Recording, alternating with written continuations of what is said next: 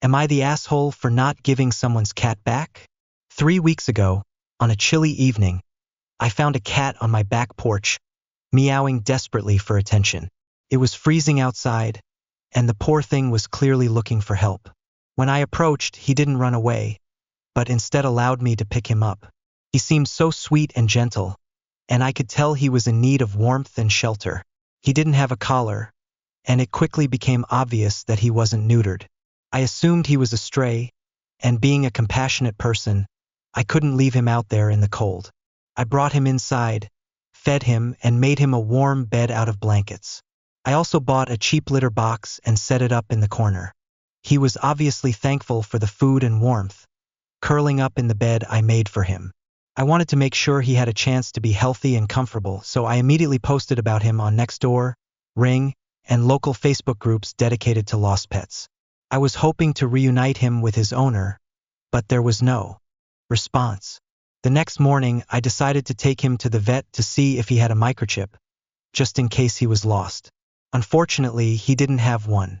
After a week of no luck in finding any owner, I started to get attached to him.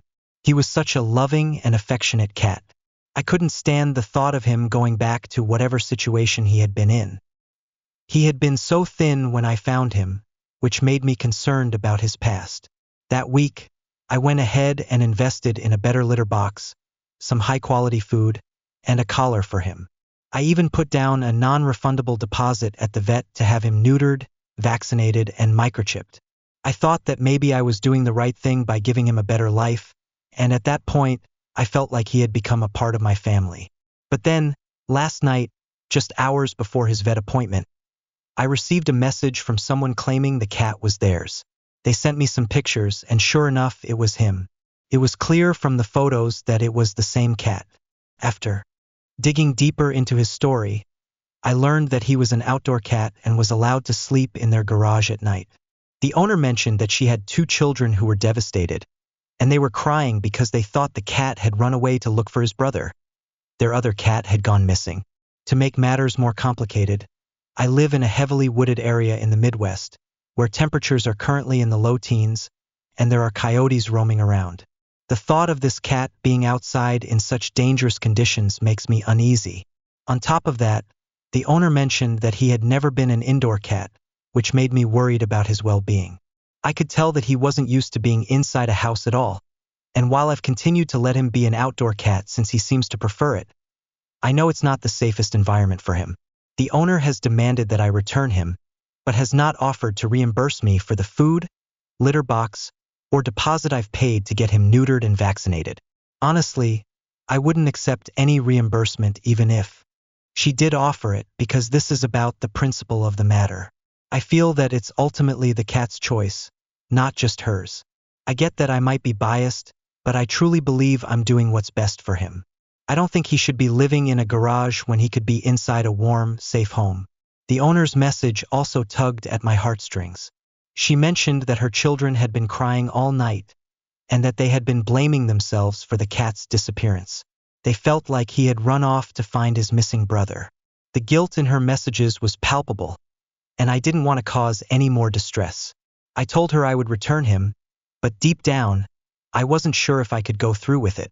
I kept thinking about how I felt the first time I saw him and how he reacted to being inside. A sense of peace washed over him. He had been so sweet and trusting, and I couldn't shake the feeling that he had chosen me. Now, I'm faced with a difficult decision.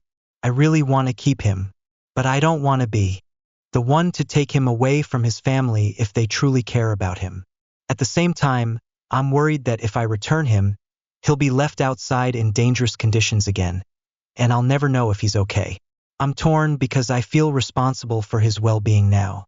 In an update to our conversation, the owner told me that she would allow him to come inside from now on and that she would take him to the vet to get neutered, vaccinated, and microchipped. But to be honest, I'm not sure if I believe her. It just seems too easy, too convenient that she would agree to all of this now. I want to believe that she will care for him properly, but part of me fears that once he's back with them, he'll be allowed to go outside again, and I'll never know what happens to him. She also said something that made me question everything. She told me that my 3 weeks with him shouldn't outweigh the year she has spent with him. She explained that she would be heartbroken, but that she understood the cat had bonded with me. I know it sounds selfish, but I worry that he won't be okay in her care, especially since he was so thin and malnourished when I found him. I also can't ignore the fact that she never seemed that upset about the idea of me keeping him when we first spoke. Ultimately, I feel like I'm stuck in a moral dilemma. I know this cat is not just a pet. He's a living being with emotions, and I want to do what's best for him. But I also don't want to break this family's heart. What would you do in my situation? Edit. After reading all your comments, both supportive and critical, I've had a lot to think about. I want to clarify a couple of things that some of you brought up. First, I wouldn't have posted about the cat on forums if I hadn't genuinely wanted to find his owner. Second, I'm still very concerned about the way he was treated before, particularly the fact that he was skinny and lived outside in such harsh conditions. When I spoke with the owner last night, I asked if I could keep him due to the lack of care I believed he was receiving. Her response was that although she was sad, she recognized that the cat had clearly chosen me. There was no resistance from her, which struck me as strange. Today, she called me again and said her kids had been crying all night, and she felt it wasn't fair that I had had him for 3 weeks. She said her children couldn't understand why I was taking him away when they had known him for a year. I tried to remain calm, but I still felt uneasy. She agreed to bring him inside, and even said she'd take him to the vet for the vaccinations, neutering, and microchipping. I want to believe that this is a turning point, but something about her sudden change of heart makes me question her motives. Thank you for all your feedback. I truly appreciate everyone's input, and I'm trying to do what's best for this cat. I'm still torn, but I'll continue to keep you updated as things progress. Am I the asshole for giving my niece a piece of Nicorette? Hi Reddit. I'm in a bit of a situation and I'm not sure if I'm in the wrong or if this is just a miscommunication. I need some perspective. So, over Thanksgiving, I was visiting my fiance's family. Everything was going great. We had a delicious meal, and afterwards, I was really craving a cigarette. Since I'm trying to quit, I pulled out a piece of Nicorette gum to curb the craving. My soon-to-be niece, Hannah, she's 19, saw me chewing it and asked if she could have a piece. I said no at first because it's nicotine gum, and I didn't want her to have it. However, she started acting a little annoyed and went to her mom, Kathy, and said that I wasn't giving her any gum. Kathy came over and told me to just give her a piece. I tried to explain that it's nicotine gum and that she shouldn't have it, but Kathy interrupted me and said it was fine, just give her a piece. I assumed that Hannah probably smoked or vaped. Since she's 19, I thought it was possible. So I decided to give her a piece of gum. Fast forward about 30 minutes, and Hannah is on the couch, looking absolutely green. She starts complaining that she feels dizzy, and then runs to the bathroom to throw up. At first, we all assumed she had just overindulged in the meal, but as the evening went on, I started to wonder if it was from the Nicorette. On the way home, my fiancé mentioned how bad it was that Hannah got sick, and I casually brought up that it seemed like she might have gotten Nick sick from the gum I gave her.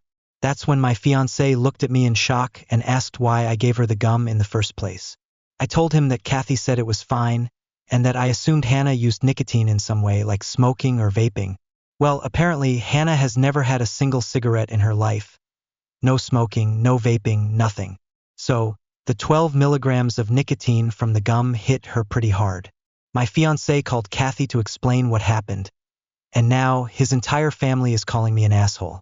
They're upset, calling me a bad influence and saying I shouldn't have given her the gum, even though I tried to explain my reasoning. I tried to defend myself by saying that I told Hannah it was nicotine gum, and that I only gave it to her because Kathy told me it was fine and didn't let me explain why it wasn't a good idea. But despite all of that, they're still upset and blaming me for what happened. To be honest, I feel like Hannah might have lied to her mom to get me to give her the gum. Maybe she wanted to try it out or seem cool. I also think she's old enough to know better, but now everyone is pointing fingers at me. So, Reddit, am I the asshole here? I really don't think I am, but it seems like my fiancé's whole family disagrees. My thoughts asterisk, it's understandable why you feel confused, but from an outside perspective, you might want to take a closer look at the situation. First, you did explain to Hannah that it was nicotine gum, and you were following what her mom, Kathy, told you to do. I understand you made an assumption that Hannah might already use nicotine products, which is why you felt comfortable giving her the gum, but that was a risky assumption. The real issue here, though, is that you didn't have all the facts. Hannah may have asked for the gum to seem cool or just out of curiosity, but she didn't have any experience with nicotine, and 12 milligrams of nicotine from a piece of gum is a strong dose for someone who has never used it.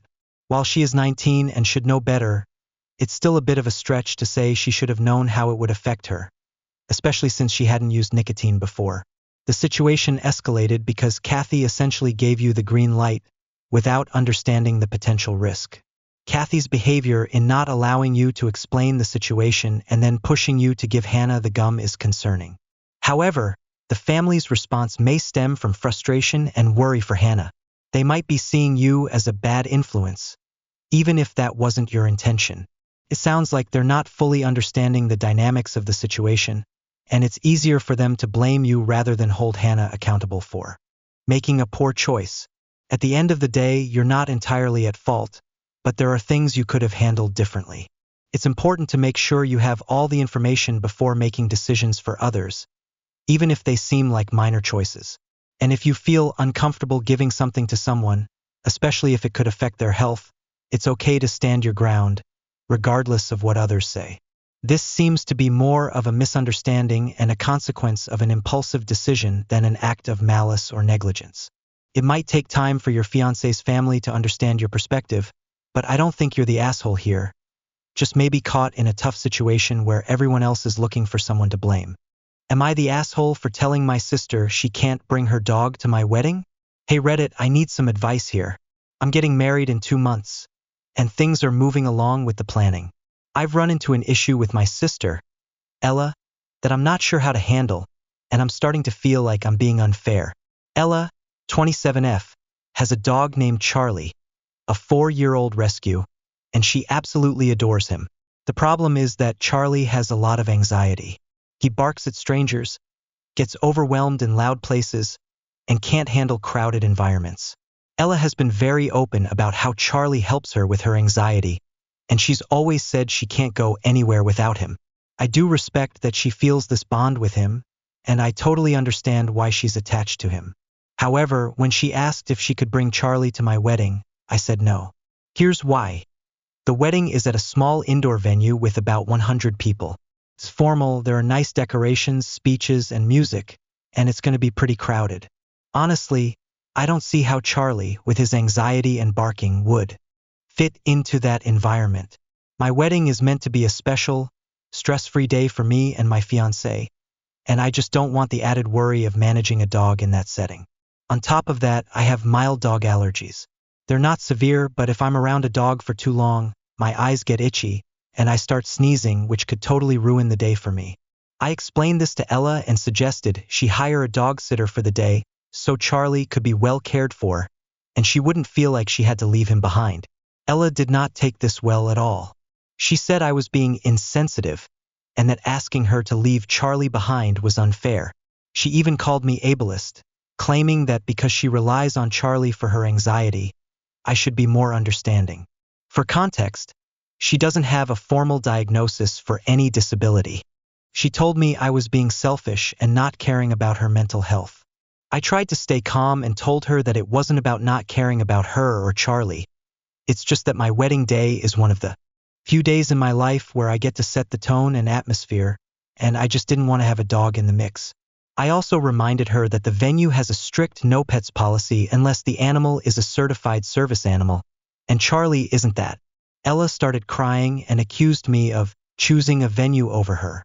She said I was being cruel, especially since she's so attached to Charlie and relies on him for emotional support. My parents are divided. My mom says I should stick to my guns and that Ella needs to learn to compromise, while my dad thinks I'm being too harsh and that it's just one day. What's the harm?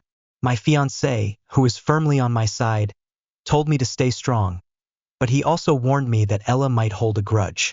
So now I'm questioning if I'm being unreasonable. I feel like I've given a fair explanation and offered to help find alternatives for Charlie, but I'm wondering if I've crossed a line by saying no to her request.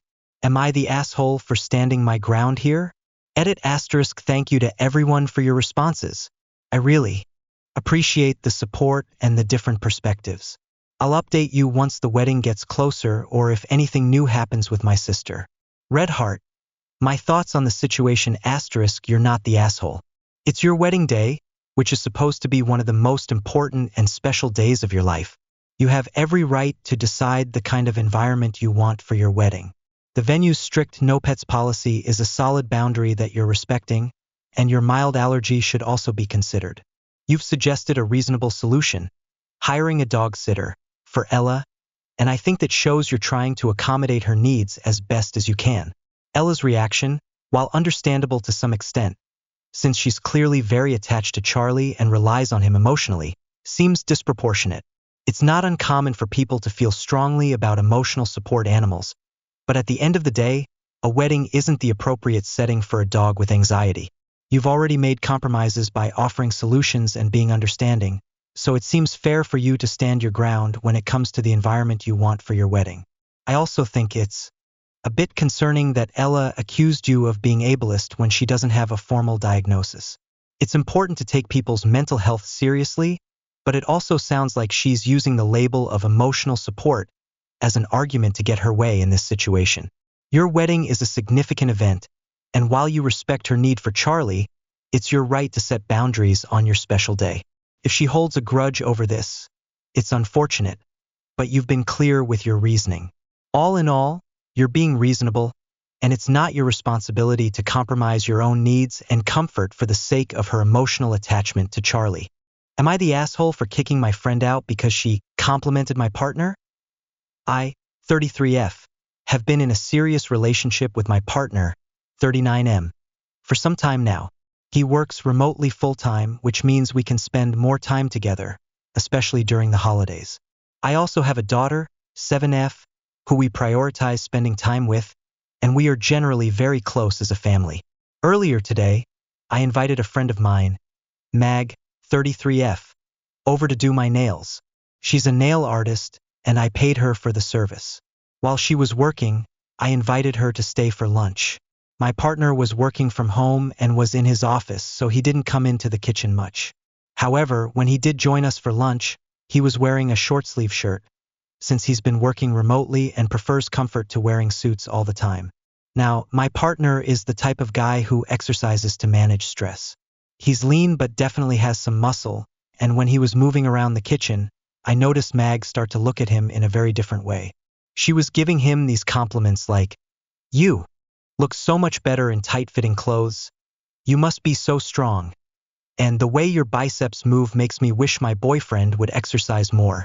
It was clear she was admiring him physically, and I could tell my partner was uncomfortable but didn't say anything. He just retreated back to his desk with his plate.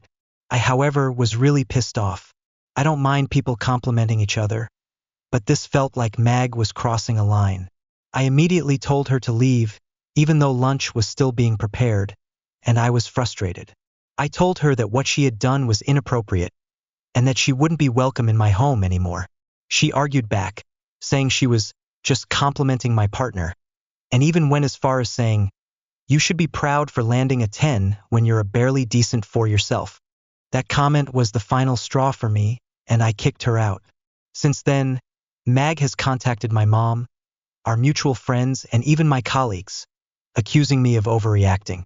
My phone has been blowing up with texts, currently 127 unread messages, and I feel completely overwhelmed. My partner is on my side. He feels like what Mag did was either flirting or borderline sexual harassment. We had a long conversation about it, and he told me that he doesn't want her ever coming to our house again, which I agreed with. However, I also explained to him that I was taken by surprise, as Mag had never acted like that before. Still, she's no longer welcome. Now, I'm feeling torn because everyone seems to have an opinion on the situation. My mom and some friends think I overreacted, while others agree with me. I'm not sure if I should have handled it differently or if my reaction was justified. So, Reddit, am I the asshole for kicking my friend out because she complimented my partner? Am I the asshole for snapping at my grandparents for protecting my aunt? I'm a 23-year-old woman, and I live with my mom, 41F, my stepdad, 56M, and my 21-year-old brother. Growing up, I always felt my mom's parents were kind of stuck up, but I still loved them. Over the years, my brother and I noticed a lot of favoritism toward my mom's younger sister, Casey, 32F. Casey is mentally challenged and has autism, and while we totally understand that she needed extra care and attention because of that, we also saw how much she was spoiled. For example, Casey would ask for anything she wanted: Disney trips, my mom's products, money, and our grandparents would give it to her without question, even though she was in her 30s. My brother and I always felt this was unfair, but we didn't say much. Then one New Year's Eve, things took a turn. My mom made a lighthearted joke about Casey, something about when Casey was a child and ate peanut butter thinking it was chocolate, and then cried about it. It was a harmless joke, and everyone laughed, including my grandparents. I didn't think much of it, and the night went on as usual. But the next day, when I went downstairs to get a snack, I overheard my mom on the phone. I could hear my grandparents screaming at her, accusing her of bullying Casey and hurting her feelings. Apparently, Casey had cried to them about the joke and claimed that my mom had attacked her. My mom was trying to calm them down, but they kept screaming, and I could hear her sniffling and getting upset. My stepdad also tried to intervene, but they turned on him too, accusing him of being part of the bullying. At that point, I just lost it. I grabbed the phone from my mom and screamed at my grandparents. I told them they were being ridiculous and stupid for attacking my parents over something so trivial. I reminded them that they were there when the joke was made and that they had heard it too. I couldn't believe they hadn't even bothered to get Casey's side of the story before jumping to conclusions. I ended up telling them to go F*** themselves, and that they were never to contact my mom again. After I hung up, I hugged my mom and stepdad, reassuring them it wasn't their fault. The next day, my family was upset with me. They said I was being too harsh and that I should be more considerate because Casey is autistic. They all feel like I overreacted and should have been more understanding of Casey's feelings. But I just wanted to protect my mom from being attacked unfairly. So, Reddit, am I the asshole here for snapping at my grandparents? My thoughts: you're not the asshole, but I can see why your family might be feeling conflicted. Let's break it down. Your feelings are completely valid. You were standing up for your mom, who was being unfairly attacked. It's completely understandable that you'd want to protect her from your grandparents' harsh accusations, especially when they didn't even bother to get the full story before jumping to conclusions. Casey's feelings do matter, and it's clear that you're not trying to invalidate her experience or struggles with autism. But in this case, it seems like the situation was blown out of proportion. The joke your mom made was lighthearted and harmless. In families, jokes about shared memories are pretty normal, and it's unfortunate that Casey misunderstood it, especially if she felt emotionally sensitive at the moment. However, her reaction doesn't necessarily mean it was intentional harm from your mom. Your grandparents' response was over the top. They immediately sided with Casey without seeking clarity or context, and that's what made you so upset. Instead of calmly talking through the situation, they escalated it to the point of screaming and emotional manipulation. It's hard to stay calm when you see someone you love being unfairly treated. As for your family's reaction, I think they're trying to be compassionate toward Casey's condition, which is admirable, but they may not fully understand how their support of Casey in this situation inadvertently hurt your mom. They might be focused on Casey's feelings of distress and her autism, but they seem to be overlooking the emotional toll that the entire family dynamic has had on your mom. You didn't dismiss Casey's feelings, but you were standing up for your mom's dignity. So, in the grand scheme, you're not wrong for defending your mom. It's important to stand up for family when they are being unfairly treated, especially when they're emotionally affected. That being said, I think it would be helpful to explain to your family that while Casey's feelings are valid, you felt your mom's feelings were also being overlooked. Maybe even have a calm discussion with your grandparents about how they handled the situation.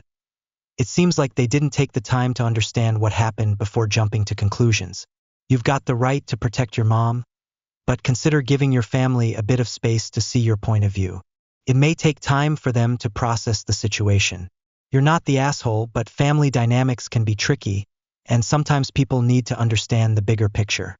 Am I the asshole for refusing to help my sick brother out financially and telling him it's because I don't want to help my sister-in-law?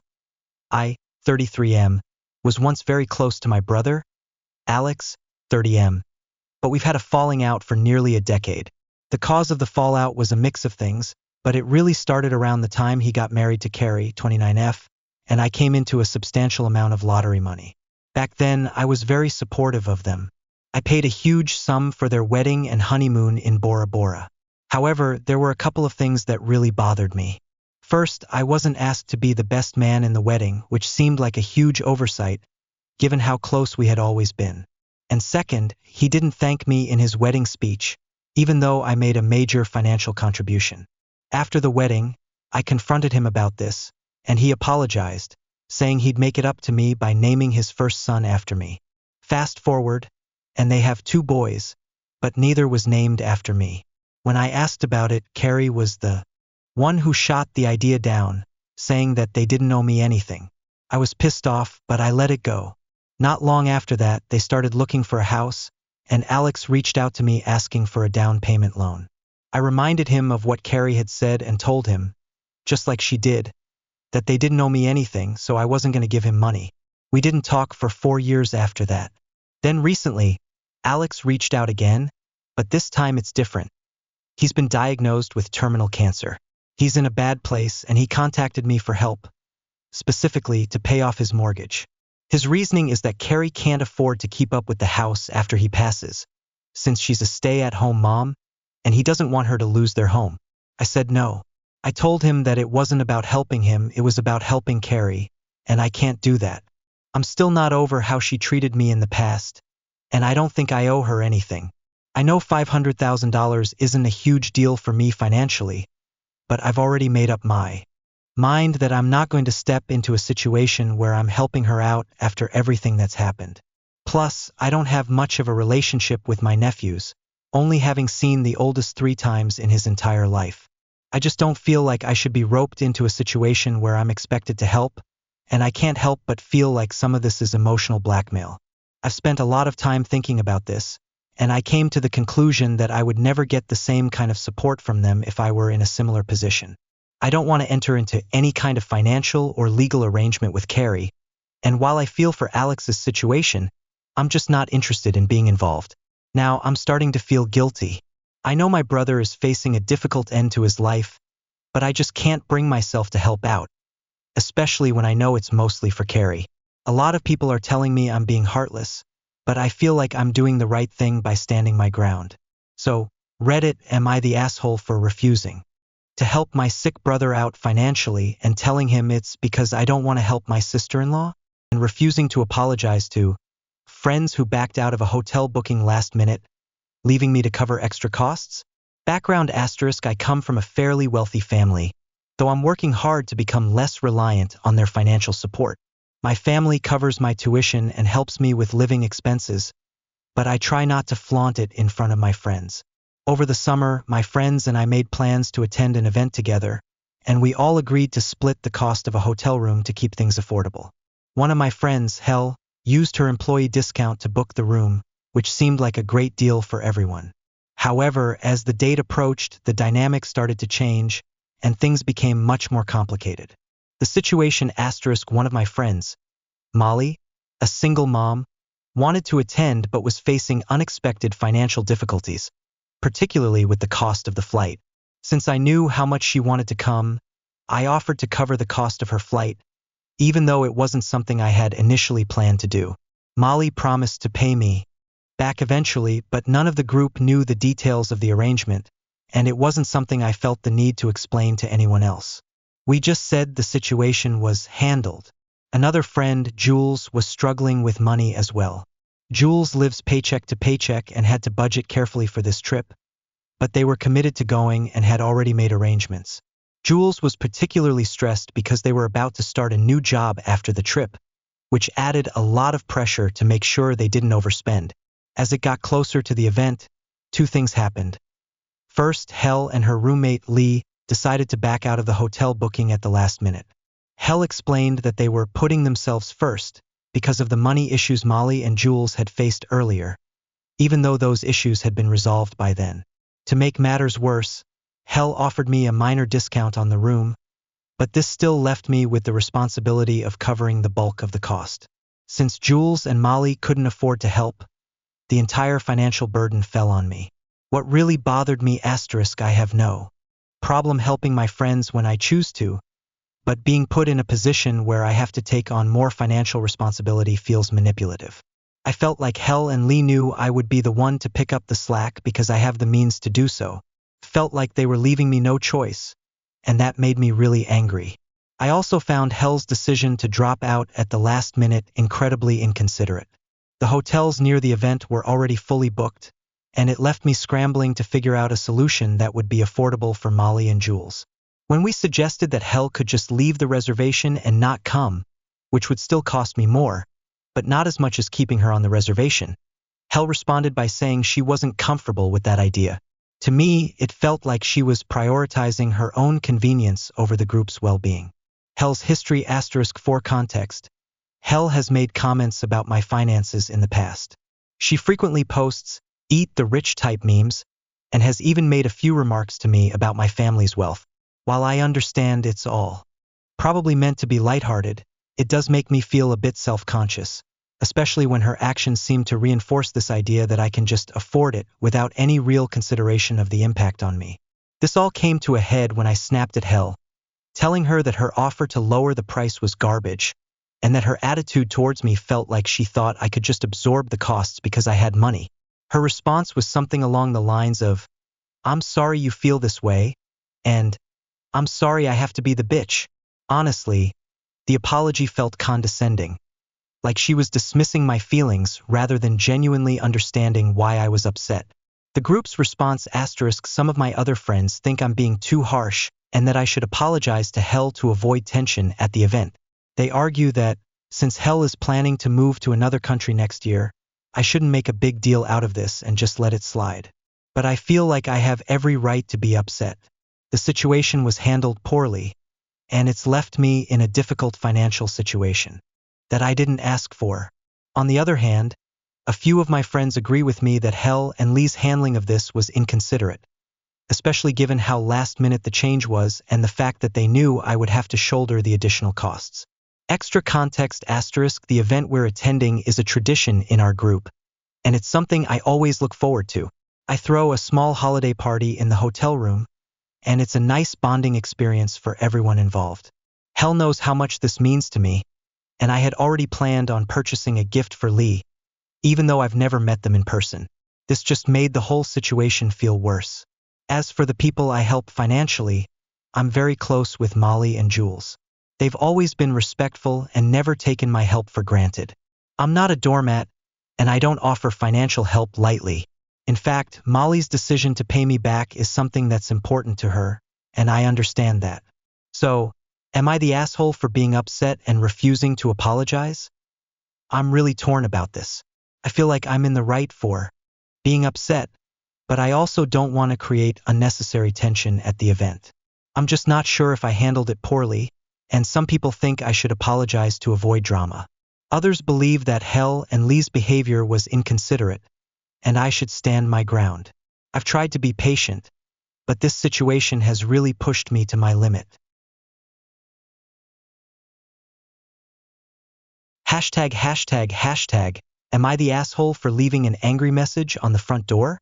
Background *, I'm 17 years old, and my older brother, Johnny, is 21.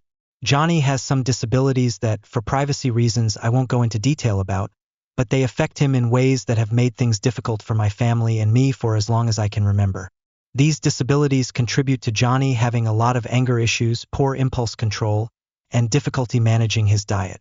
He's over 300 pounds, and while I don't want to sound offensive, you can imagine that these issues sometimes make things challenging for all of us. For the past couple of years, it feels like our entire lives have revolved around managing Johnny.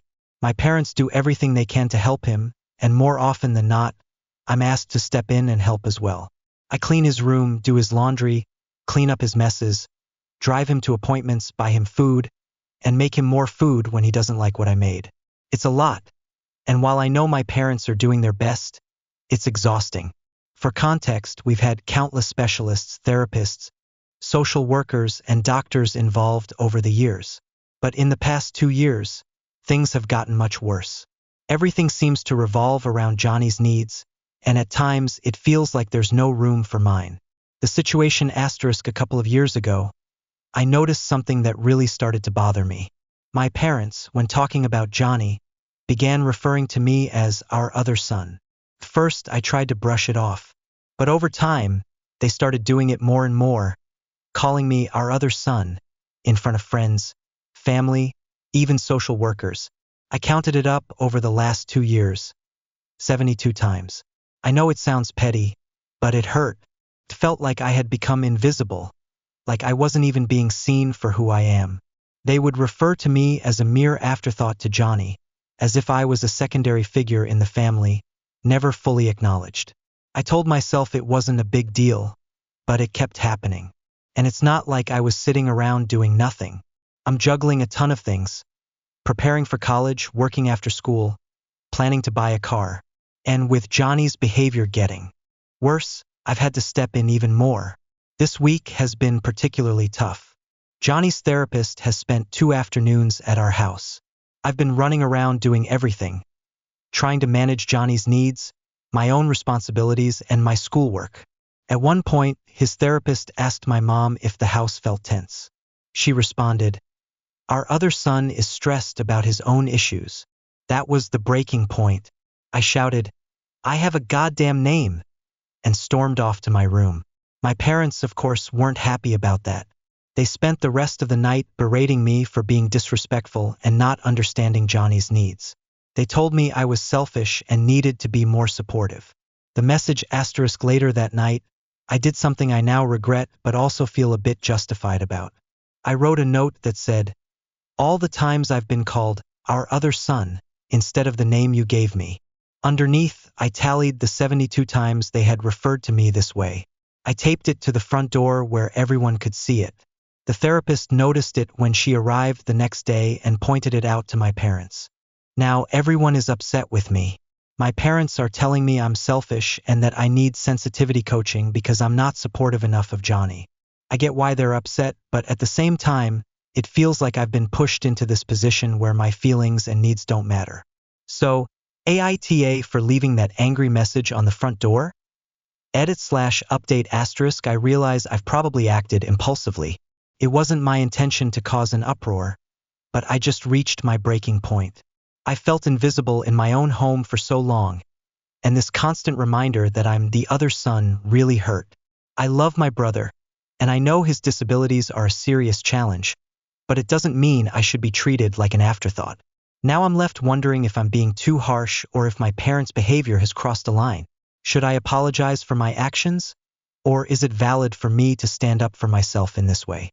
Am I the asshole for choosing to spend Christmas Day with my boyfriend's family? Background asterisk I, 24F, have been dating my boyfriend, 27M, for 8 months now, and this is the first Christmas we'll be spending together.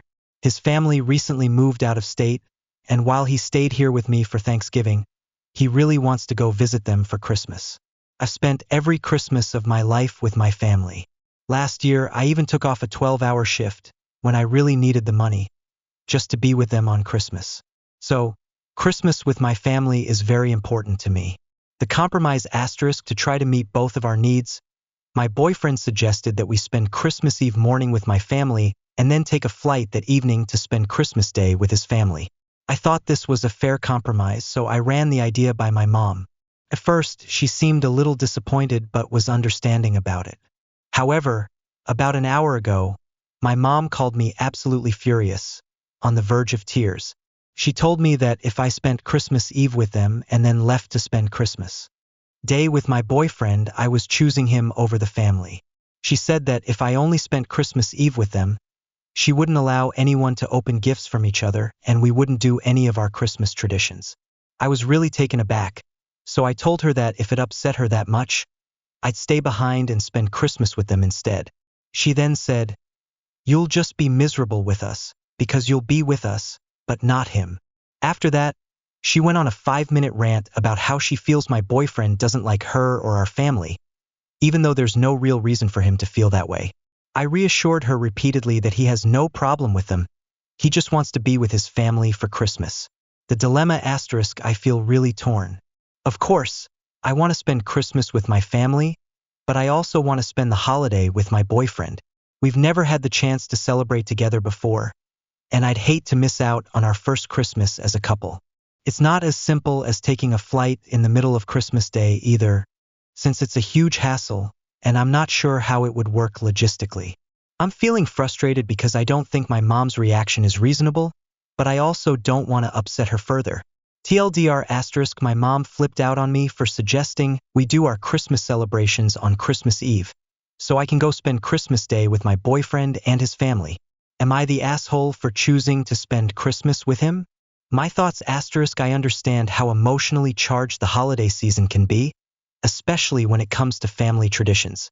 But at the same time, you're an adult now, and it's important to start navigating your relationship with your boyfriend while also respecting your family's feelings.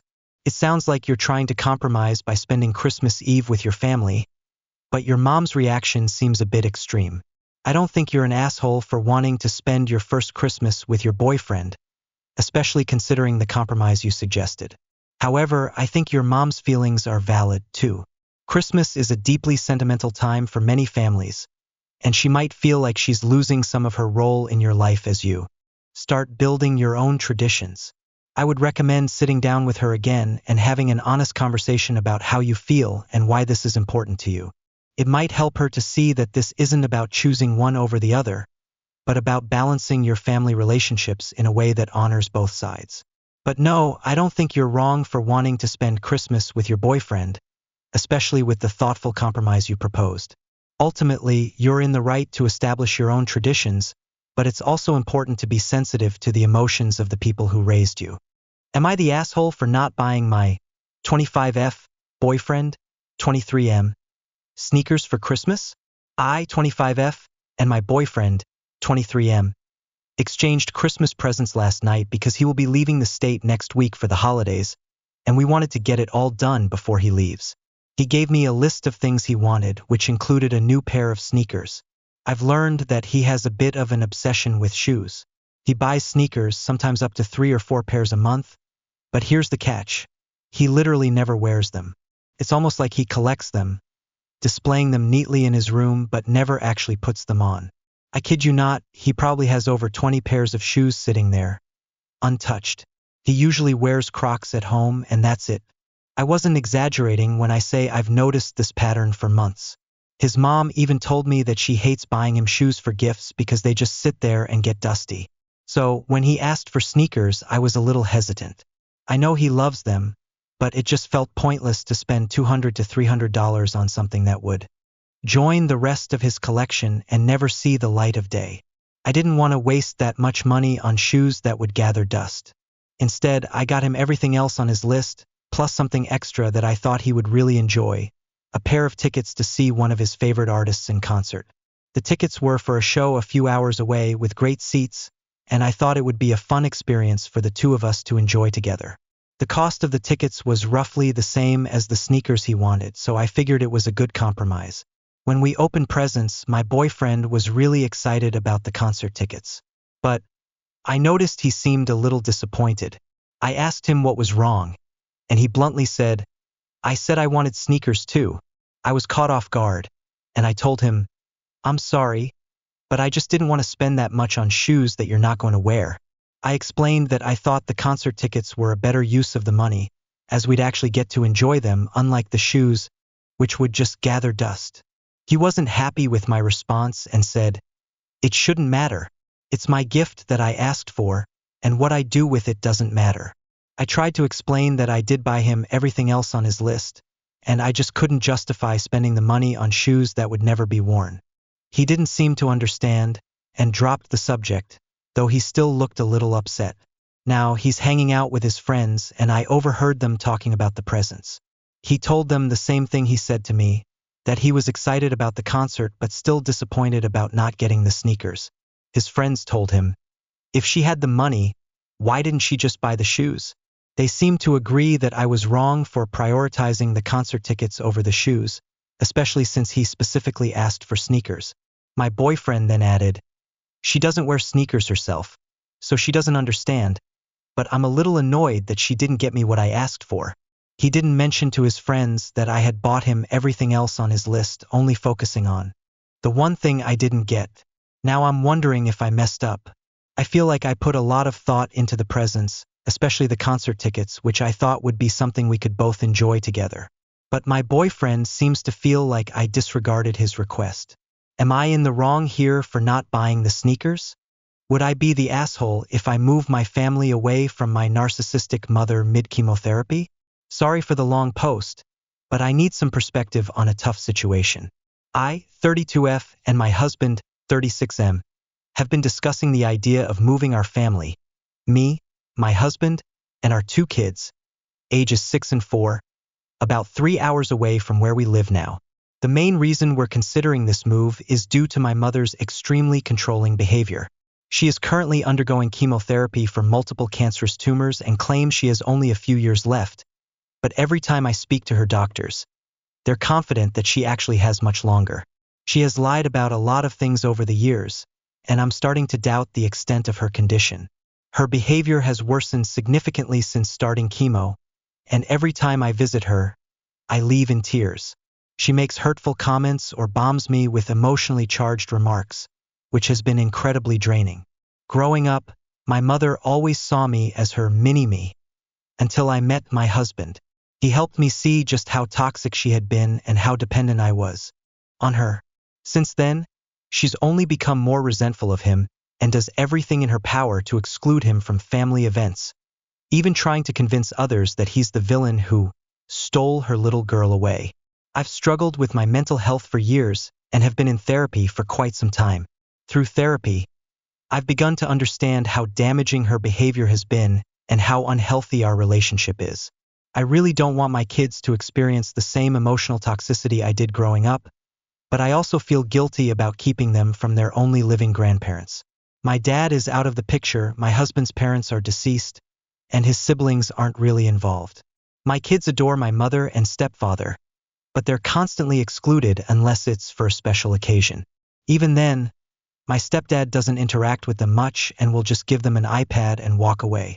My mom says he doesn't see them as his grandchildren, which is heartbreaking, but I don't know if that's a lie or the truth. Either way, I'm feeling overwhelmed and torn between my mental health and my children's relationship with their grandparents. I've been doing a lot for my mom and stepdad, cleaning their house, walking their dog, picking up medication, and while I feel bad about the thought of leaving them to fend for themselves, I'm at a breaking point. My sister, 34F, who is also a narcissist, refuses to help and doesn't see why she should, since I've already been doing everything. So I'm left in this position where I feel like I'm sacrificing my own well-being for the sake of my mother's health, but at the cost of my own mental health and my family's peace. The only thing holding me back from moving away is guilt, and I'm constantly second-guessing whether I would be wrong to prioritize my own well-being and my family's happiness. Would I be the asshole if I moved my family 3 hours away for the sake of my mental health? Assyria, Akkadian, Babylonia, Sumeria. Those were the 4 large empires that existed through ancient Mesopotamia, up to 500 BCE, and in alphabetical order as well. Or was it? Did I say Acadia or Assyria first? That's got to be the most dull thing I can think of. Acadia, Assyria, Babylonia, Sumeria, Assyria. Damn it. Acadia, Assyria. Is that really the best mantra? I think it's supposed to bore you. I guess it shouldn't be so boring that I can't concentrate on it though. What if I open my eyes? Will that ruin it? They feel like they want to open. Fuck. The ceiling is still beige. There is a little spot on it there though. Maybe if I focus on that my eyelids will grow heavy. Heavy. Come on, heavy. Okay, I'll take it from the bottom again. My toes are filled with a soothing liquid, both cool and warm, and as heavy as mercury. From them it flows into my feet, filling them with a soft sensation, and they sink into the mattress. I can feel them pulling me down into sleep. They tug on my legs as the liquid fills further up my calves and through my shins. All the small muscles in my knees relax. The spot on the ceiling is the only thing I can look at. My thighs grow limp and heavy. I can feel sleep crawling up my body. My crotch is itchy. Shit. If I don't move at all it works better. I think it was 15 minutes that article said. If you lie completely still for 15 minutes, the body automatically falls asleep. God, it's itchy. That's better. I swear it's been weeks of this. It'll probably start affecting my work if I don't fix it. I wonder if Lauren will be there tomorrow. Is it because of work I can't sleep? I guess it started about the same time. It's a good job though. And archiving old exhibitions isn't really stressful. Not exactly my college dream, but a good temporary. Maybe I should ask for night shifts. Do museums even have that, or is that only in the movies? I guess that's a security guard thing. And night shifts sound dull. I mean, I guess I wouldn't be able to tell in the storage room anyway. But I'd probably be the only one working. Unless I could convince Lauren to join me. She would probably be down for some crazy idea like that. You're an idiot. I love it. Why do my eyes want to stay open? Maybe there is too much light. I should order those dark curtains I was looking at. The street lamps shine right through these. Maybe I should wait to order them if I move when I change jobs. I could just hang some towels to block the light out. Yeah, let's do that. Oh God, it's cold outside the covers. Shit, I put my towels in the laundry room. Where are my pajamas? If I turn on the lights, it'll fuck up my whole routine. Maybe if I keep one eye closed, it'll be fine? Like a pirate wearing an eye patch to go below decks. Damn, that's bright. Alright, there they are. I'll get a glass of water now I'm up anyway. Oh right, the kitchen is a goddamn mess. Is there not a single clean glass? I wonder if I'll grow out of these habits. Maybe when I get a real job I'll become organized. Or I'll be one of those history professors who can name every birthday of the British royal line. But not remember their doctor's appointment 2 days from now. Sounds like Parker is still up. I guess I don't need to worry about noise. Does that guy never sleep? I guess that's what mornings are for. I swear he doesn't know how good he has it. Or that a proper night's sleep is a major impact on quality of life. Does his keyboard really need to be so damn loud? It's harder than you'd think, keeping one eye closed. Shit, that water is cold. Is that gonna wake my body up? UHG, I'm really not helping the problem by leaving the glass on the counter. Then again, it's a drop in the ocean at this point. And the quicker I'm back in bed, the better my sleep will be. So this is really for the better. Holy crap, the bathroom is nice and warm. They should lead the piping through the bedroom. Save a bit on heating. Towels, where are you? Oh right, they're unwashed. I guess they just need to hang. Hopefully it won't affect the air quality. I think that's a major factor for good sleep as well. How many towels do I need to cover up the window? I'll just grab all 3 of them. Damn, the rest of the apartment feels cold now. He's still tapping away in there. Good night, Parker, you vampire. Damn, this eye trick actually kinda works. Alright, how do I fasten this shit? Maybe I can use a belt.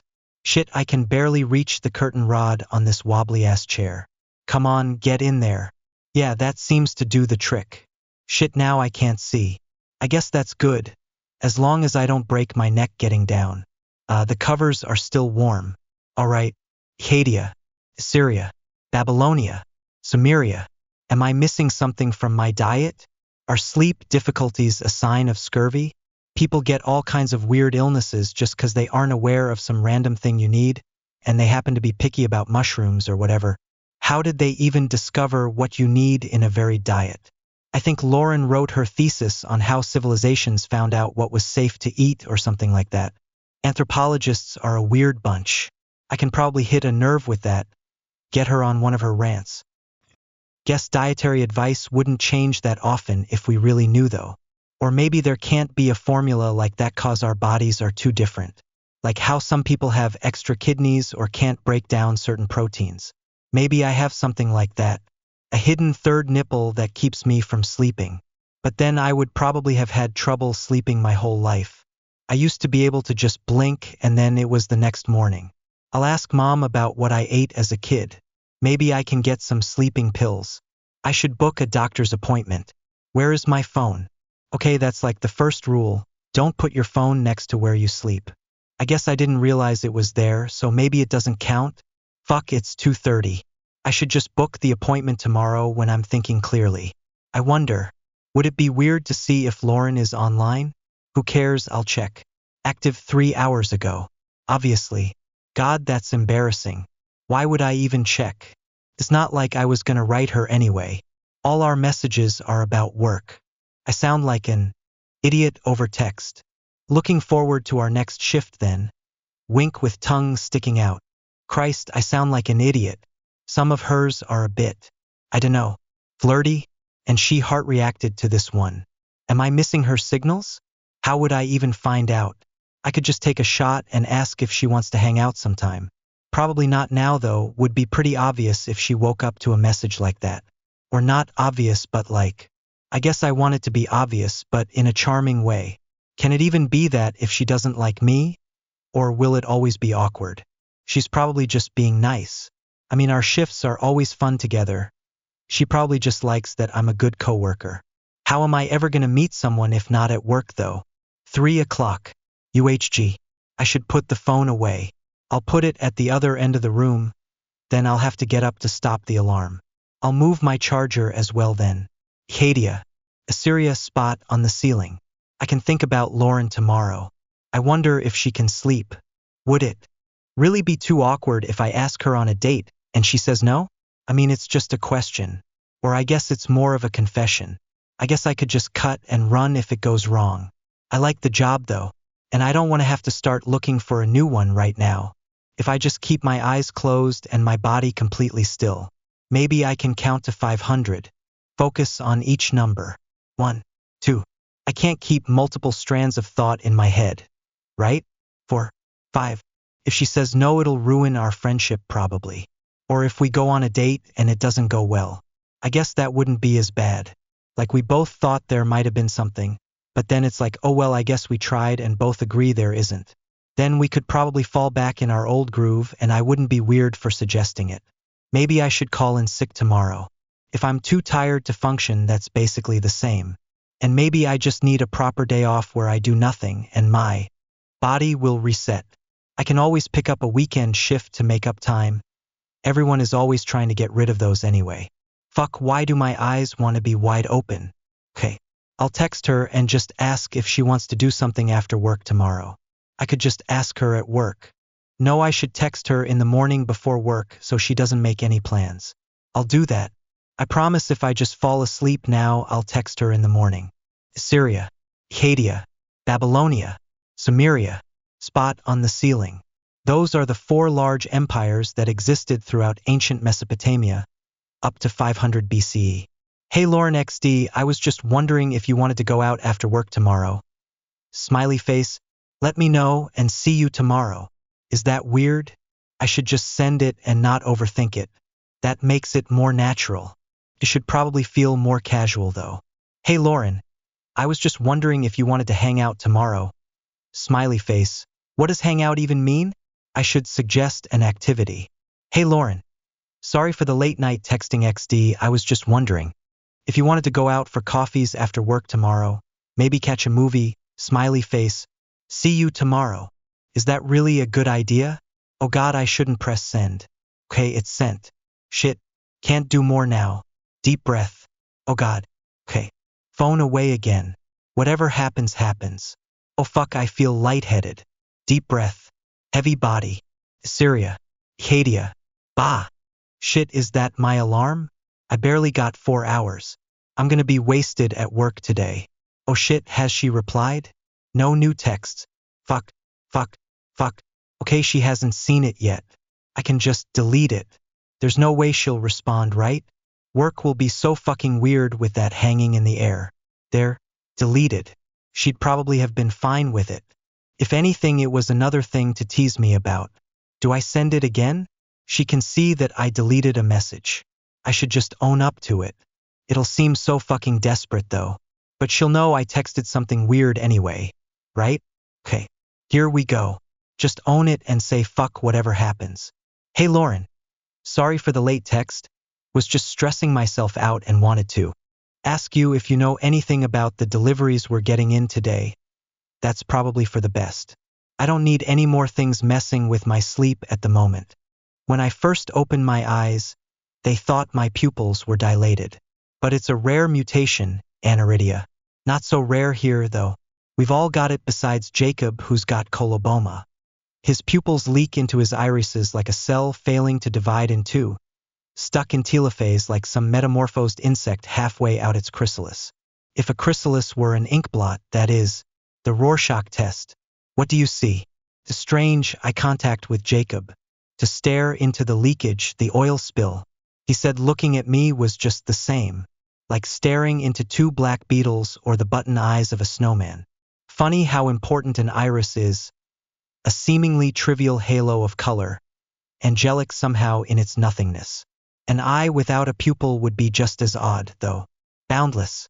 And there's something soulless about the infinite, until you realize it's just oneness, really. It's you and it's me. Our conditions cause them to examine our pineal glands in childhood. Regular checkups. Strawberry lollipops. Mine's larger than a pea. Like an olive pit, they said. Haven't been able to eat them since. Imagine my tongue curled around the entire universe, around pure consciousness. A mouthful. Well, this is what got me added to the list. Jacob, too. Everybody here, really. And I'm liking it thus far, 6 months in. I remember first listening to the introductory gateway tape, to the different frequencies in each ear. Then they were played simultaneously, and something undulated within. A purple wavering, white ripples through my mind. This, the tape said, was hemisync, the synchrony of the left and right hemispheres of the brain. I'd expected darkness behind my lids, but there was only a whitish transparency like lace curtains. No, a veil. And there was someone, a figure sitting cross-legged. For an instant. Only an instant. You're here too, I thought. Only thoughts aren't thoughts, they're more a light breeze. Something you feel. Something that brushes your skin and then is gone. That's energy entrainment, explained Ophelia, one of our instructors. You were vibrating in homogeneity with another mind. But only for an instant, I said. And in that instant, you were a single energy continuum. But who was it? She shrugged. Another mind similarly tuned. I've since been working with her on biofeedback. We still use the tapes, of course, to induce theta and hemisync, but now we're harnessing the self-cognition of the left hemisphere to recognize the sensations and reproduce them. I will the purple wavering, I will the white ripples. I sometimes even lift the veil, its static and mesh-like quality, and see pure, pulsating light. Jacob says he sees it, too.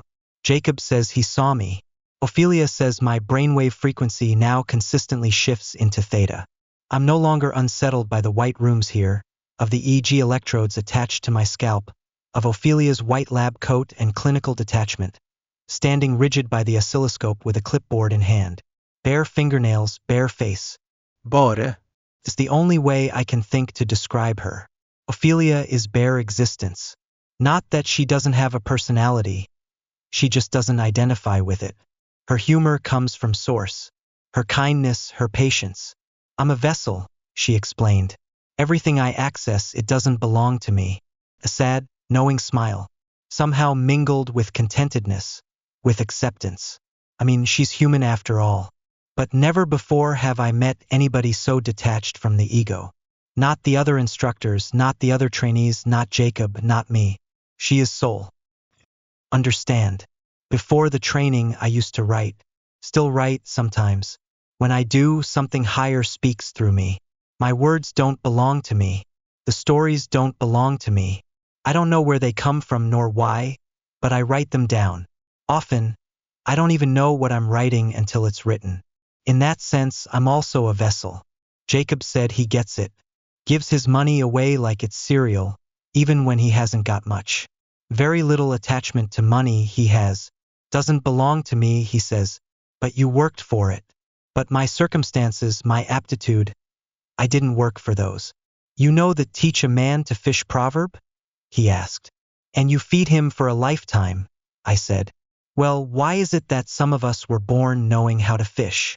The least we can do is feed someone for a day. Or teach them how to fish, I said. But even then, not everybody's equipped to learn. They haven't the aptitude, the circumstances, the motivation, the mental health. Exactly. But we do, and that isn't an achievement. It's luck. Even resilience. We celebrate ourselves when we persevere as though it's of our own volition. Doesn't belong to us either, I said. No, it's just another aptitude we inherited from somewhere, from something.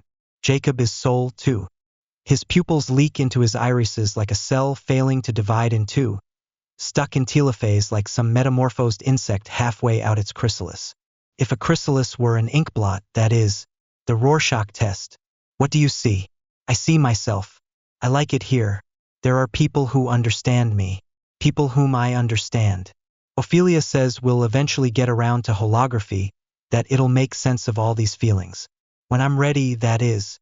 I know the literature that the part encodes the whole. The gateway process, compulsory reading.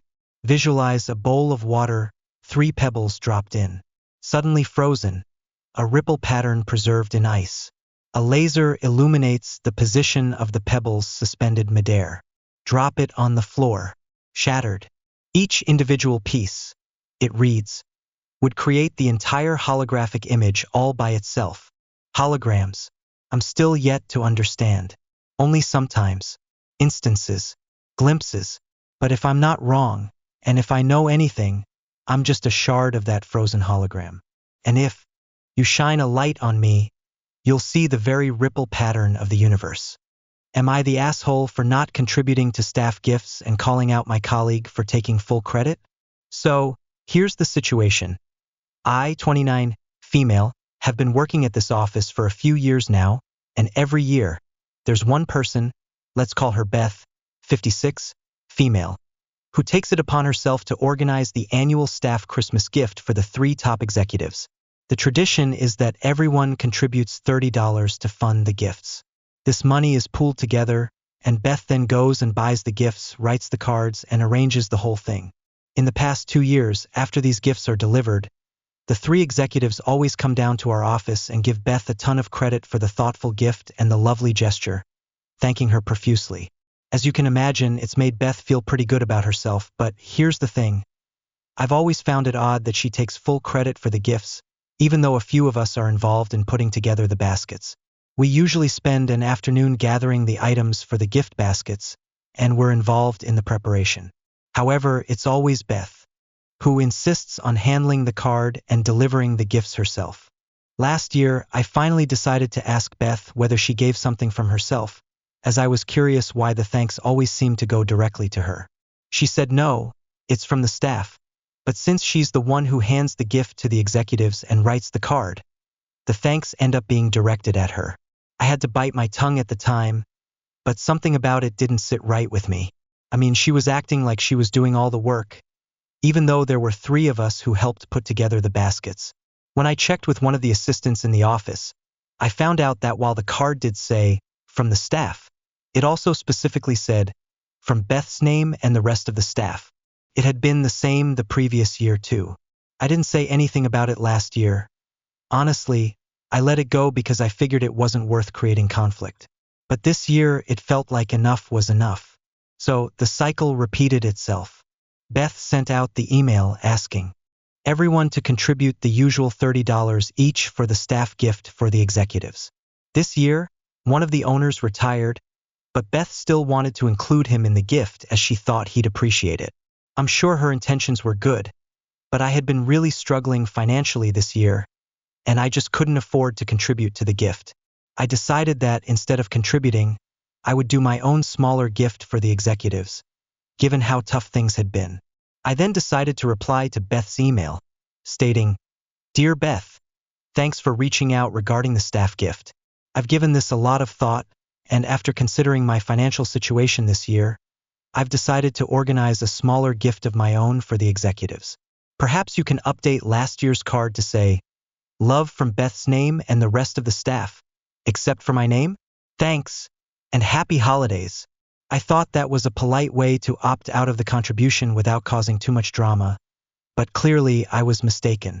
About 5 minutes after I sent the email, Beth stormed over to my desk, visibly angry, and told me that I had no right to accuse her of taking credit for the gifts and leaving out everyone else. She was furious and said that I was being disrespectful. I asked her if it wasn't true that last year's card explicitly said, from Beth's name and the rest of the staff. And she said that was just how she's always done it. Apparently, this year, she was scrambling because a lot of staff members were refusing to contribute to the gift. She also told me that my decision to not contribute was petty, and she and her friend, let's call her Sue, 60, made me feel like I was somehow ruining the holiday spirit. Sue pulled me aside later and said that I was acting selfish, and that it was not very Christmas-like to refuse to contribute. She was upset that I wasn't joining in with the rest of the staff. Several other colleagues have also chosen not to participate in the group gift this year, but they didn't make a scene about it the way I did. Now, I'm sitting here wondering, am I the asshole for calling out Beth and opting out of the group gift? Was I wrong for thinking that she was taking full credit for something that wasn't entirely her doing? To add some context, Beth is not the type to ask for help or even give us the option to join her when it comes time to deliver the gift. She'll take the gift basket from the office early in the morning, do the handoff by herself, and come back telling us how appreciative the executives were, even though we all know that a few of us were involved in creating the basket. This year, with more people backing out of the contribution, I just felt that if I didn't speak up, no one else would. Beth and Sue are still annoyed at me, and I can't help but wonder if I've really overstepped here. So, Reddit, am I the asshole in this situation? Am I the asshole for not supporting my ex-best friend after my brother put her in the hospital? I have a pretty messed up family dynamic. My brother is 2 years older than me, and growing up, he made my life a living hell. He was always emotionally abusive, calling me names, blaming me for things that weren't my fault, and being just downright cruel. He would always say things like, "I wish you weren't my sister," and "I wish you were dead." This wasn't just empty talk either. He'd get other kids at school to bully me. There was no escape. He blamed me for our dad leaving even though we have different fathers, and my mom was too checked out to care, so I was an easy target. I had one person who made it bearable, my best friend, Sammy. Sammy's family was amazing. Her dad, siblings, everyone took me in like I was one of their own because they knew what I was going through. They treated me with kindness and love, something I didn't get at home. Sammy and I grew close over the years, and even though life was tough, I had her to lean on. But then, at 16, Sammy betrayed me in the worst possible way. She started dating my brother. She knew exactly what kind of person he was, and she still made the decision to be with him. I was furious. I told her I could never forgive her for that. It wasn't just about the betrayal of our friendship. It was about the fact that she chose him, the very person who made my life miserable, over me. Sammy tried to turn it around and made it seem like I was the villain. She told me I had no right to tell her who she could and couldn't date. Couldn't wrap my head around it. I felt completely alone. Things got worse after that. I had to distance myself from her family because I couldn't stand to be around Sammy anymore. It was too painful. But even though we weren't speaking, I did reach out to her dad, letting him know what had happened. Sammy hated me for that because her dad did everything he could to separate her from my brother, but it felt like the only thing I could do. Fast forward to a couple of weeks ago, I got a call from Sammy's dad. My brother had put Sammy in the hospital. Apparently, he'd attacked her in some way, and it was bad enough to send her to the ER. Sammy's dad was calling to give me a heads up, warning me that my brother might come after me next. He didn't ask for my support, but he wanted me to know what had happened. Sammy reached out to me right after that, calling me, texting me. She was begging me to talk to her. When I saw that it was her calling, I didn't even hesitate. I ignored it and blocked her number immediately. She didn't give up though. She kept trying, and after several attempts, her sister reached out to me asking me to listen. I didn't want to get involved, but I agreed to talk for a second. Her sister handed the phone over to Sammy, and Sammy pleaded with me to be there for her, telling me she needed me. I told her to go to hell. I told her she made her bed and now had to lie in it. I was done. There were more attempts, messages, calls, and then one of her siblings called, furious with me. They said I should understand what my brother was like and that I owed it to Sammy to be there for her, considering she had been there for me all those years. They tried to guilt me, but I told them there was no coming back from what Sammy did. She knew what she was doing when she started dating him, and I refused to believe she was manipulated. That was just an easy excuse. I owe her nothing, and I'm not going to pretend like everything is okay when it's not. I ended that call and blocked the number too. For the past couple of weeks, I've been blocking a lot of numbers. Sammy and her family have been relentless, and it's honestly draining. But I feel like I'm doing the right thing by sticking to my boundaries. Now, everyone is calling me heartless, saying I should be supporting Sammy in her time of need, and that I'm turning my back on someone who was once a friend. But after everything that's happened, I just can't bring myself to care. Am I the asshole for not supporting my ex-best friend after my brother put her in the hospital? Am I the asshole for feeling betrayed after discovering that my husband has a child with my young neighbor? I've been married to my husband for over 10 years now. We're both in our mid-30s, and things have always been stable for us. We're financially secure, with my husband having a successful business buying and selling old properties. Life has been good, but recently everything turned upside down, and I'm struggling to come to terms with it. We have a young neighbor, a woman who is 16 years younger than my husband. She's incredibly beautiful, always well put together, and I've always felt a bit self-conscious around her, especially since I've gained some weight over the years. She used to live with her grandmother in a 3-bedroom apartment, but money was always tight for them. Her grandmother was taking care of an elderly woman, and after the woman passed away, she inherited the flat, but they could barely afford the bills. Despite the financial struggles, my husband and I were in a much better position, so we often helped out, both financially and with other things. I always knew that the young woman had a soft spot for my husband. She'd talk to him about her passion for historical buildings, and he would take her along when he visited the properties he was buying. When I expressed my concerns about the situation, my husband reassured me that it was nothing, that she was just a kid with a crush, and that he would draw the line if anything inappropriate happened. Things seemed fine, at least on the surface. I continued to help her, both directly and through my husband, who was secretly giving her an additional €1,500 per month for the child, which I had no idea about. At the time, she was pregnant, but neither of us asked who the father was. We just agreed to offer her support, helping her get on her feet. They eventually moved out of the neighborhood, and for the past 3 years, I've thought nothing of it. But last week, everything changed. I got a phone call from the grandmother, who was crying and sounding distraught. She told me that the little girl, who I thought was just her granddaughter's child, is actually my husband's daughter. Apparently, my husband has been acting as a father figure, and when the little girl started to talk, they grew afraid she might call him Daddy. The grandmother then told me that the young woman felt guilty because I had helped them the most, but couldn't bring herself to tell me the truth because she was afraid of how I'd react. The shock of hearing this revelation was overwhelming. I went straight to the restaurant where the young woman works. When she saw me, she ran to the back of the kitchen, refusing to face me. I confronted her, asking why she hadn't told me the truth, why she had accepted my help all this time when she knew my husband was the father.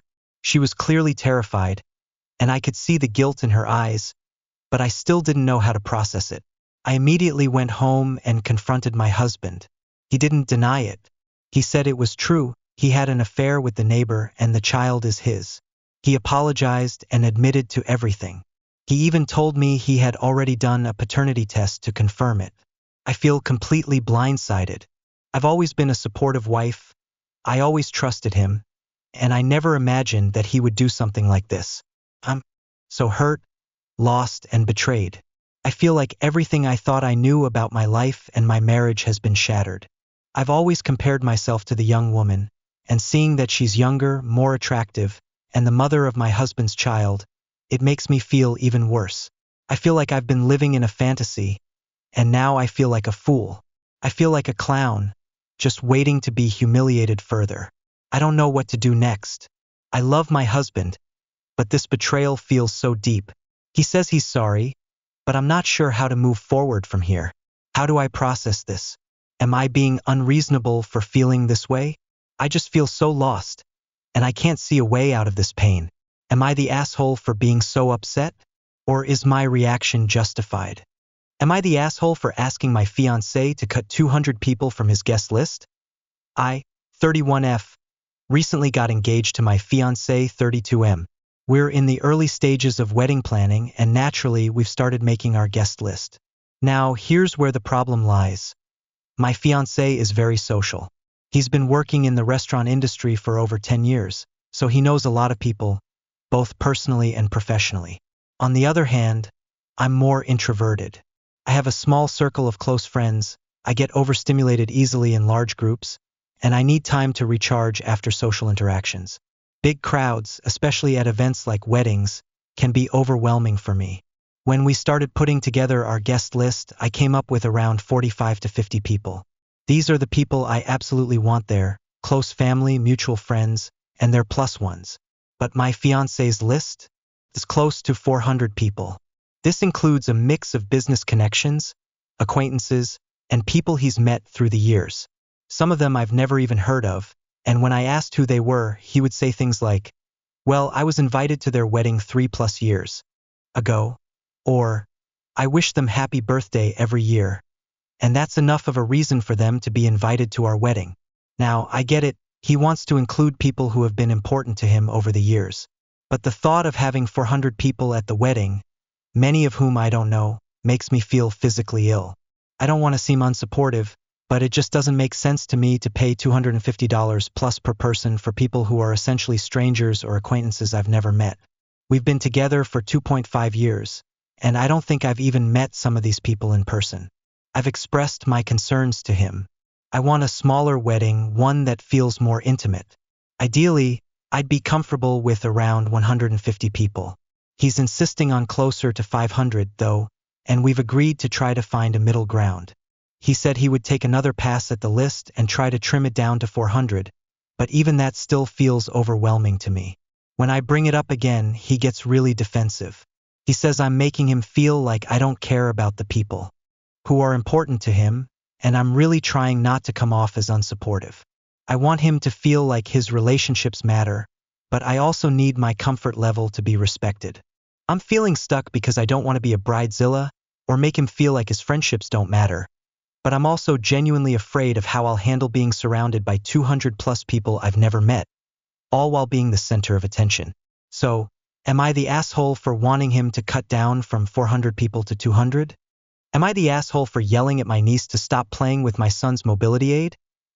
I, 26F, have 2 kids, and this situation is about my son, MJ, 7, and my niece, Jill, 5.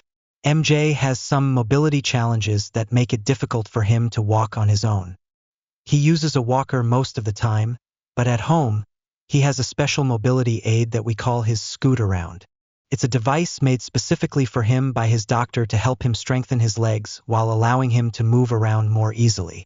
The scoot-around is fun for him to use, and it helps him work on his mobility, but it's not a toy. It's a tool that helps him walk and do exercises. Yesterday, my sister and her kids came over to visit, and while everyone was playing, I noticed Jill was playing with the scoot-around. I asked her politely to stop, explaining that it wasn't a toy and was meant for MJ's mobility and therapy. MJ, being the sweet kid that he is, said, "It's okay, Mom. I'm showing all my cousins how it works." So I backed off and let them continue. Thought everything was fine, but about 30 minutes later, I got a text from MJ while I was talking to my sister in another room, asking for help. When I went upstairs to check, I saw that Jill was still playing with the scoot-around. But this time she was using it recklessly and didn't listen when MJ asked her to stop. He was upset because the scoot-around needed to be charged and he needed to go to the bathroom, but Jill wouldn't get off. I helped MJ to the bathroom, and when we came back, I calmly asked Jill twice to get off the scoot-around. She refused and started whining, and after repeating myself without her listening, I lost my patience and raised my voice at her, telling her to get off. She left the scoot-around alone after that. Almost immediately, my sister came running upstairs, screaming at me for making Jill cry. I explained that the scoot-around wasn't a toy and that MJ needed it for his mobility exercises. My sister argued that I shouldn't have it out if other kids can't play with it, and even said that MJ didn't need it because he has a walker. Tried to explain that Jill could have broken it with the way she was playing, but she doubled down on her stance. At that point, I was so upset that I told them to leave. My nephews were supposed to stay over with MJ, but I told my sister that they could stay as long as Jill left. MJ agreed, saying he wanted to spend time with his cousins but that Jill had to go. After they left, my sister, her husband, and my mom all started calling and texting me, saying I was the asshole for how I handled the situation. My husband is on my side, but nobody else seems to agree. So, am I the asshole for raising my voice at my niece and asking her to leave after she refused to respect my son's mobility aid? Edit for clarity asterisk I wasn't yelling at Jill for just touching the scoot around. I had already asked her politely twice to stop playing with it. She continued to play with it recklessly, and when I saw my son was upset and needed it, I stepped in to protect the aid from being damaged. Am I the asshole for telling my mother to grow a backbone and stand up to my brother and his wife? I, 18F, live at home with my mother, 51. I have 2 older brothers, both twins, 24, and for the sake of this post, I'll call them John and Tom. Both of my brothers are married, with John married to Ava, 23, and Tom married to Gia, 24.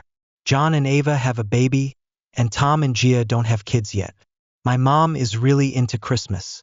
Our family has a ton of Christmas traditions, and she usually goes all out with celebrations. The other week, she hosted a Christmas film night at our house, which is a regular family tradition. She invited John and Ava, along with their baby. She invited Tom via text, and he responded that he couldn't come because of work, but suggested that she invite Gia instead, since she might enjoy it. This is when things got weird. John and Ava weren't happy about this. They felt that Tom shouldn't be able to decide who was invited, and they told my mom not to invite Gia, saying it would set a bad precedent. My mom, unfortunately, went along with it and didn't invite Gia. In fact, she kept the film night a secret from her. Fast forward, and Gia finds out she was excluded because of a Facebook post that Ava made about the film night. Even though Gia had plans with her own family, she was upset about not being invited and felt hurt. She reached out to me about it, asking why I didn't tell her about the situation. Tom is also upset and called us all bullies. Now, there's a lot of tension in the house because I feel like I'm being blamed for what my mom decided to do. Last night, John came over to pick up Ava's lipstick that she'd left at our house. Out of nowhere, he started making rude comments about Gia, calling her a dramatic bitch, and saying he couldn't believe Tom is with her. I told him that I didn't want to hear that and that he was being unfair to Gia. John rolled his eyes, tooted, and left. This led to an argument between me and my mom, where she said I was being rude to John and shouldn't talk to him like that. I told her I thought I was being reasonable and that John was out of line. I then said that she needed to grow a backbone and stand up to John and Ava, because this whole mess was caused by her not taking charge of the situation. My mom got really upset and told me that I didn't understand the situation and that I needed to mind my own business. But honestly, I feel like I'm losing my mind here. All of this over a silly film night, and now everyone's fighting. So, am I the asshole for telling my mom to grow a backbone and stand up to my brother and his wife? Am I the asshole for going off on my sister's foster mom after she celebrated the fact that she's now an orphan? For some context, I, 14F, raised most of my 6 siblings, and we were all put into foster care in October. My youngest 2 siblings, including my 9-month-old sister, were placed with this foster family in early November. The visits with them started every other week, and the first time I showed up, I hadn't seen them in 2 weeks. When they arrived, my baby sister was asleep in her car seat, and the foster mom told me not to wake her. Despite only having an hour with my siblings, I woke my sister up because I wanted to interact with her, and the 3 of us read books together on the chair. There was no fussing, but the foster mom glared at me the entire time. A few days later, on an unmandated visit, the 9-month-old was asleep again. I woke her up and we hung out as usual, but after I returned her to the foster family, the foster mom messaged mine and told them to talk to me about not waking the baby. I was angry and told her to go to hell. That night, I texted her a very nasty message saying she'd never be my sister's mother. I deleted it and apologized the next day, but it was pretty harsh. Fast forward to a few weeks later, and my mother committed suicide. This gave us weekly visits with our siblings. A few days after this tragedy, we had a visit, and the foster mom was ecstatic. All of us were in shock from everything happening, but there she was, smiling. She showed up with my baby sister in a carrier, so I couldn't just take her out. After 10 minutes, I asked to hold her. The foster mom said no, and despite asking 4 more times before the visit ended, she refused. But the real breaking point came after my most recent visit. She kept gushing about how lucky she and her husband were to get orphans on her 3rd placement. I kept quiet, but it really bothered me. She then went on to say things like, "It's sad that she died, but I've always wanted to have kids. And it's nice to adopt babies because you don't have to deal with their bio parents." That, in addition to everything else, just pushed me over the edge. At the end of the visit, after most of the kids had gone to the car, it was just me, my 9-year-old brother, and the 2 foster moms with her. She was chatting with the other foster moms, and that's when I completely lost it. I yelled at her for a good 4 to 5 minutes, screaming that she's not a saint, that she should never talk about my parents like that, and that she will never be a real mom to my siblings. I just let everything out and ended with "fuck you." She looked genuinely upset, and today my therapist said I might have blown it out of proportion due to pent-up anger from everything else going on. So, am I the asshole for going off on my sister's foster mom? My sister-in-law poisoned my food, which ended up being eaten by her husband. She ended up divorced and in prison. I'm 29 years old and have been married to my husband Harry for the last 7 years. I love everything about our marriage except for the fact that it's connected to his sister, Kyla, who brings so much negativity into our lives. She is incredibly negative, manipulative, and toxic. I've worked hard for years to avoid crossing paths with her because I know what kind of person she is. In the past, my husband had dated my sister-in-law's best friend when he was 17. They broke up later because he felt pressured by Kyla to be with her friend. When he was 23 and single again, his sister insisted he should get back with his ex, but he refused. They had a huge fight, and she ended up crying to their parents about how she wanted him to marry someone she felt comfortable with. But their parents didn't really listen to her. When my husband and I met and fell in love, his parents were very understanding. But Kyla always treated me coldly.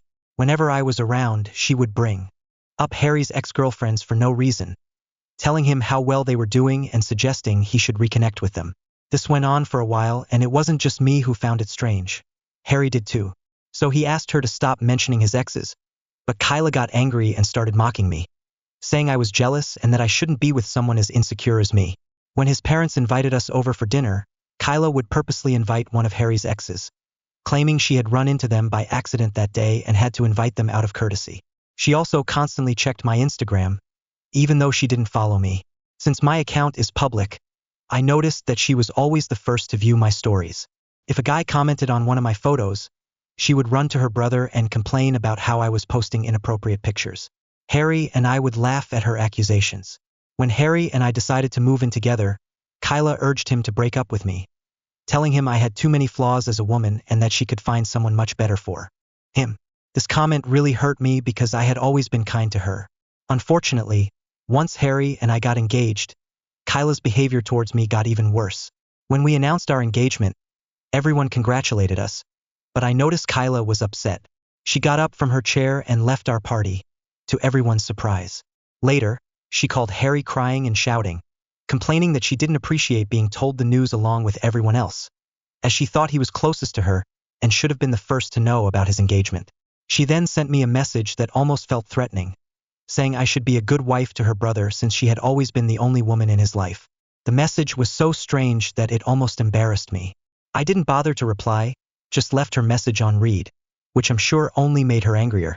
Kyla started to gradually ignore me whenever she saw me, but for some reason, she kept involving herself in all the wedding activities.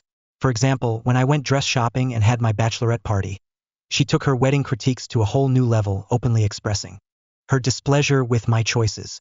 Even though both my future mother-in-law and fiancé had pointed out her behavior to her, she didn't stop. One day, while discussing the centerpiece with my future mother-in-law, Kyla overheard and began mocking me, saying my wedding had no class and that's why she wanted her brother to marry someone better. That was the breaking point for me. I lost my composure and shouted at her that I couldn't tolerate her constant mockery and criticism anymore, making it clear she wasn't invited to our wedding. Kyla was shocked, as though she never expected me to stand up to her. Even my mother-in-law was furious with her and supported me. Later, Kyla approached Harry, complaining about how I had embarrassed her and insisting that he needed to control me since I was going to be his wife. Harry firmly told her that he supported my decision, and if she didn't apologize, she wouldn't be invited to the wedding. Reluctantly, she sent a sincere apology, which I saw but again left unread, as I was exhausted with the whole situation and didn't want to get involved in her drama anymore. In the end, Kyla showed up at our wedding because she didn't want to be talked about afterward. The wedding had a pink and pastel theme, which everyone followed without any issues, including the guests. However, my sister-in-law showed up wearing a long black dress that reached the floor, with a veil, as if she was attending a funeral. We were all in shock, to say the least. During the reception, she went around telling people how she was in mourning for losing her brother to another woman. My husband could see how uncomfortable I was with my sister-in-law's wedding attire and confronted her about it. She tried to play the victim, claiming she had every right to dress as she wished and that I was being too controlling. In the end, my mother-in-law and father-in-law asked her to leave after she wouldn't stop causing a scene. It was humiliating for me, and since that day, I've been avoiding her. When I gave birth to my son Nate, I refused to let my sister-in-law near our baby. She tried to argue about it, but my husband and his parents supported me. They understood exactly why I didn't want her around our baby and respected my decision.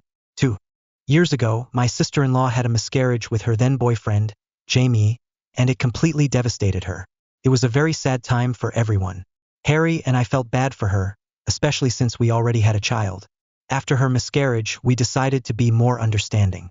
At first, it seemed like she had changed, but over time, she went back to being the same as before, constantly complaining about how difficult her life was and how things never seemed to work out for her. She blamed ex-boyfriends or ex-friends for ruining her life. Over time, I noticed that in her mind, she was never wrong.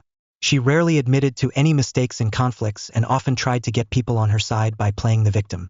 This year, she decided to get married and invited everyone except us. Harry was surprised to find out that we weren't invited. When we asked her about it, she said she couldn't allow me to come because I might do something to overshadow her wedding.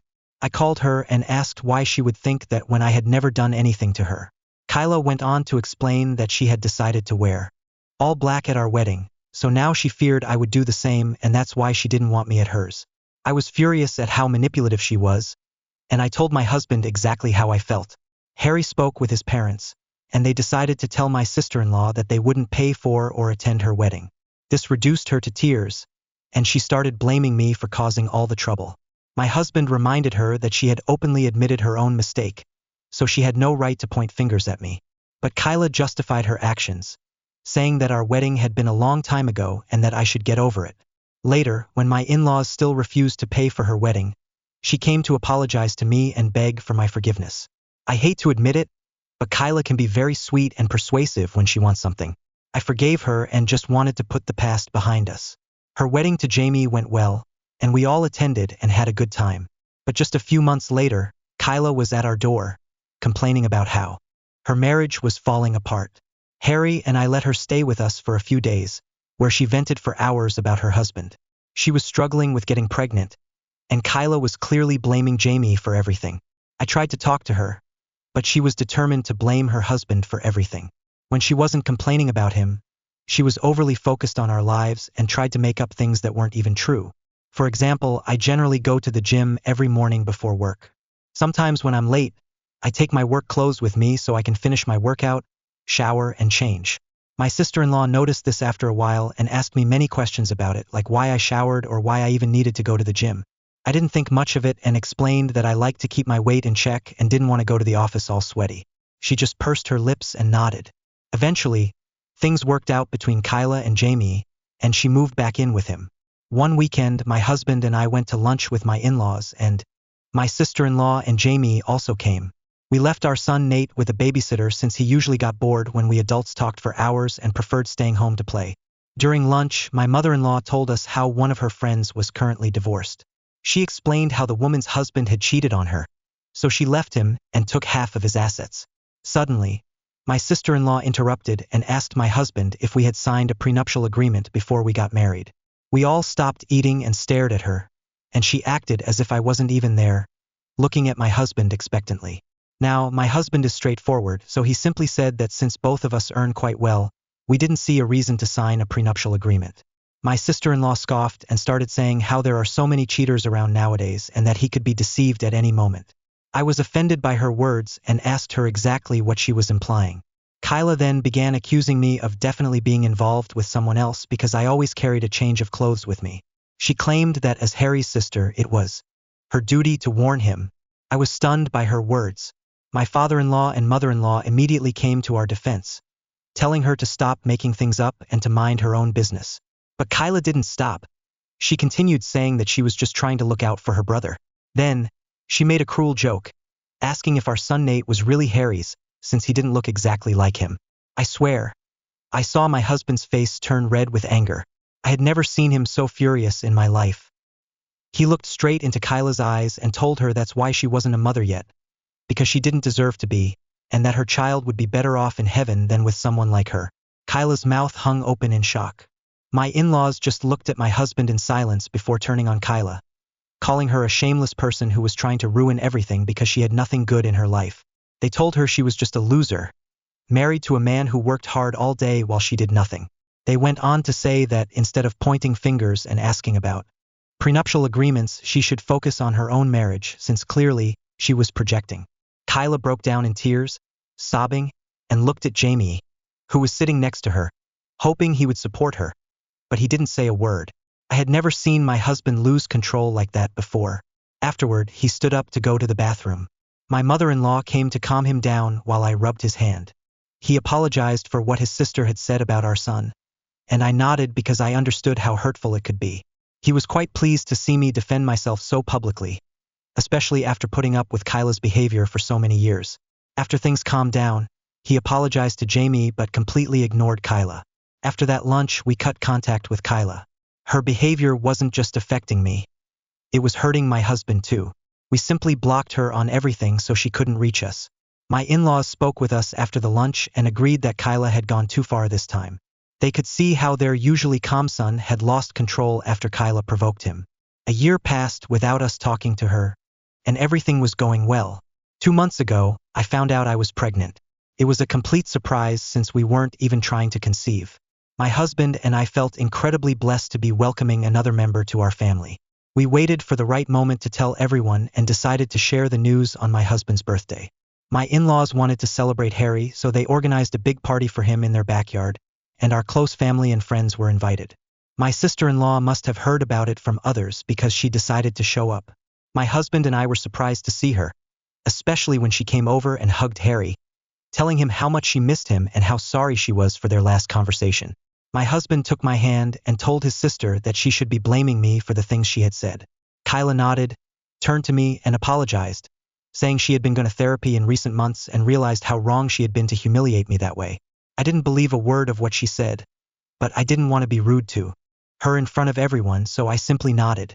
My in-laws spoke with us afterward, saying they had no idea Kyla would be there and assuring us that if we didn't feel comfortable, they would ask her to leave, since this was Harry's party. But Harry didn't want to cause a scene, so we agreed to let it go. During the party, I could see Kyla laughing and mingling with everyone, which felt a bit strange. She seemed unusually positive, which wasn't like her at all.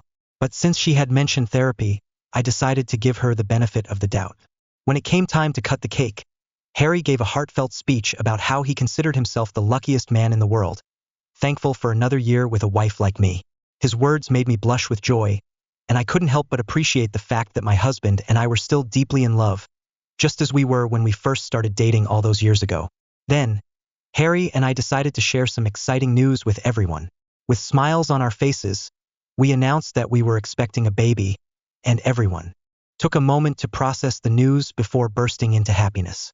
My mom started crying and came to hug me, and my in-laws also had tears in their eyes as they congratulated us. Everyone was so happy for us, asking excitedly if we had already thought of names for the baby.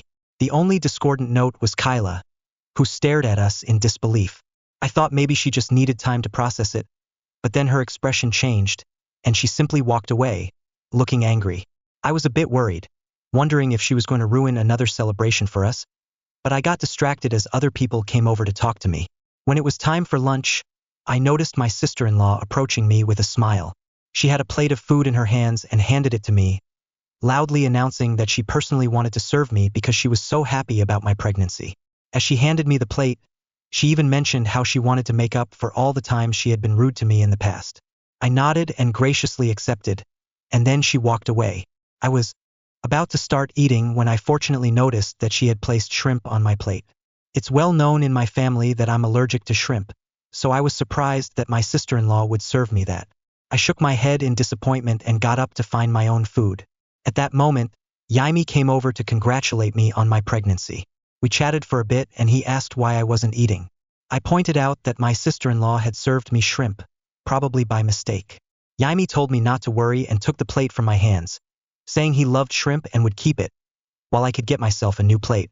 I smiled, nodded, and walked away. Less than an hour later, Jaime started feeling unwell. Everyone stopped eating, looking at him as he struggled to stand up. Harry and Kaya ran over to him in concern. Jaime pointed at his plate and then at his throat. We were all shocked when we realized something was seriously wrong with what he had eaten. Kyla ran over to check his plate, her eyes wide. She turned to look at me and asked if I had given my plate to her husband. In the middle of the chaos, someone called an ambulance, and they quickly took him to the hospital. Kyla was crying uncontrollably throughout all of this, and she kept glaring at me with anger. Later, we were told that Jaime had been poisoned. I nearly passed out when I heard this because, unlike everyone else, I knew the plate had originally been mine. Any poison Jaime might have ingested could have poisoned me and my baby. Harry, my in-laws, and my parents still have no idea about this. The police were called to take the food Jaime ate as evidence since no one knew what had been in the food that caused his condition. As I write this, Jaime is still recovering in the hospital, and Kyla stayed with him overnight. My husband and I have been fielding calls from relatives asking what happened to Jaime and who could have poisoned him. My in-laws are shocked by what occurred and are staying at our house because they're afraid to go back to theirs. No one can understand how everything went so wrong when everything had been going so well. I'm scared to tell everyone the plate originally belonged to me, and since Kyla came and served it to me, I might have to tell the police the truth if this turns into an investigation. I feel extremely guilty about what happened, but most importantly, I'm now very worried about what my sister-in-law might do to me, since it's clear she has no boundaries. I don't want to be near her, and I can't let my children be near her either. Update 1. Wow. Thank you for the thousands of comments on this post. I never imagined I'd receive so many responses in just a few hours. My hands were shaking when I wrote this before, and I haven't been able to sleep. Despite what everyone keeps saying, I feel a certain responsibility for what happened to my brother-in-law. I should have thrown the plate away, but I don't know why I let him take it from me. I keep crying, thinking about what would have happened if something worse had happened to him. My husband knows something's wrong, and he's been staying close to me. He thinks I'm just upset, but he has no idea what's going on with his sister. I agree with the comments suggesting I need to sit down and talk to everyone calmly. I don't know if they'll believe me, but my in-laws have security cameras all around their house, and since the party was in their backyard, I'm sure they can check the footage to see that Kyla was the one who gave me that plate. I will talk to everyone tonight and update later. Update 2. So, we talked and I'm so grateful to have the best in-laws in the world. Since they're still staying with us, I sat down with them and Harry during dinner to tell them I had something important to share. I took a deep breath, feeling the weight of the situation on my shoulders, and with everyone gathered, I recounted the events of the birthday party, explaining how my sister-in-law served me a plate with shrimp and how Jaime ate it without realizing what it was, resulting in his poisoning. As I spoke, I could see their faces. My in-laws exchanged worried looks, and Harry's expression shifted from confusion to anger. I continued to express my fear about my sister-in-law's motives and her previous attempts to harm me. I admitted my hesitation in sharing this information, afraid of the possible consequences for me and our unborn child. My mother-in-law, being the pragmatic woman she is, immediately suggested we review the security footage. My father-in-law agreed, recognizing the seriousness of the situation. Harry, visibly upset, stayed silent, processing everything that was unfolding. After reviewing the security footage, the truth was undeniable. The footage showed my sister-in-law offering me the poisoned plate, followed by the events that led to Yaime's discomfort. The weight of the evidence left no room for doubt. Harry, now fully aware of his sister's intentions, struggled to contain his anger. My in-laws were horrified by their daughter's actions, shocked by the lengths she had gone to create chaos. We were all left in stunned silence, trying to understand why she would do something like this. In light of this revelation, my in-laws decided to turn over the evidence to the police, as this was a very serious matter. My father-in-law and husband would meet with Jaime once he recovered, as he was the one who needed to press charges against my sister-in-law. I have no idea how Jaime will react, and I want to cry every time I think about how I allowed him to eat from my poison plate. I can't sleep or eat properly because I'm so worried about him. I'll update when something significant happens. Update 3. Hello everyone. I'm finally back with an update. I know it's been almost a month since my last update, but as a pregnant woman, I've been going through a lot right now. First things first, my in-laws turned over the footage to the police, and after seeing the evidence, Kyla was arrested. She didn't even deny the charges, immediately breaking down and admitting everything. My husband spoke with Jaime about what had happened, and he was as shocked as the rest of us. My husband urged him to press charges against his sister, saying that what she did was so sinister, and assured him that no matter what, he would always be part of our family. In the end, after Jaime recovered, not only did he decide to press charges, but he also filed for divorce. Kyla called my in-laws, crying and begging them to forgive her. Turns out she's pregnant. She begged them to get her out of jail, trying to manipulate them by claiming they should do this for the sake of her unborn child. My father-in-law firmly told her they were done indulging her and that she needed to learn to take responsibility for her actions. My mother-in-law is extremely sad about what's happening to her daughter but understands that what Kyla did cannot be simply forgiven. The police found evidence that she had tampered with the food with the intention of hurting me, which ended up hurting her husband instead. She has been charged with multiple offenses related to food tampering, endangering life, and causing harm. She has been pleading with Jaime not to accuse her, saying that it was all my fault. But fortunately, Jaime doesn't care and is determined to punish her. Her court hearing will begin soon. I don't think she'll be able to escape this time. Meanwhile, for those asking, my baby and I are doing fine. My husband and I have talked and planned to sit down with our son to tell him the truth, as we want him to be aware of these situations. I know it will be a difficult conversation, but it's an important one. Also, I'm going for regular ultrasounds every 2 weeks as recommended by my doctor. We don't plan to find out the baby's gender since we want it to be a surprise. My parents know what happened with Kyla, and they've become very protective of me. They're concerned that this might affect my mental health during the pregnancy, so they've been encouraging me to go to therapy. I agree with them, as even though I'm acting normal, I've developed a deep fear after what Kyla did to my food.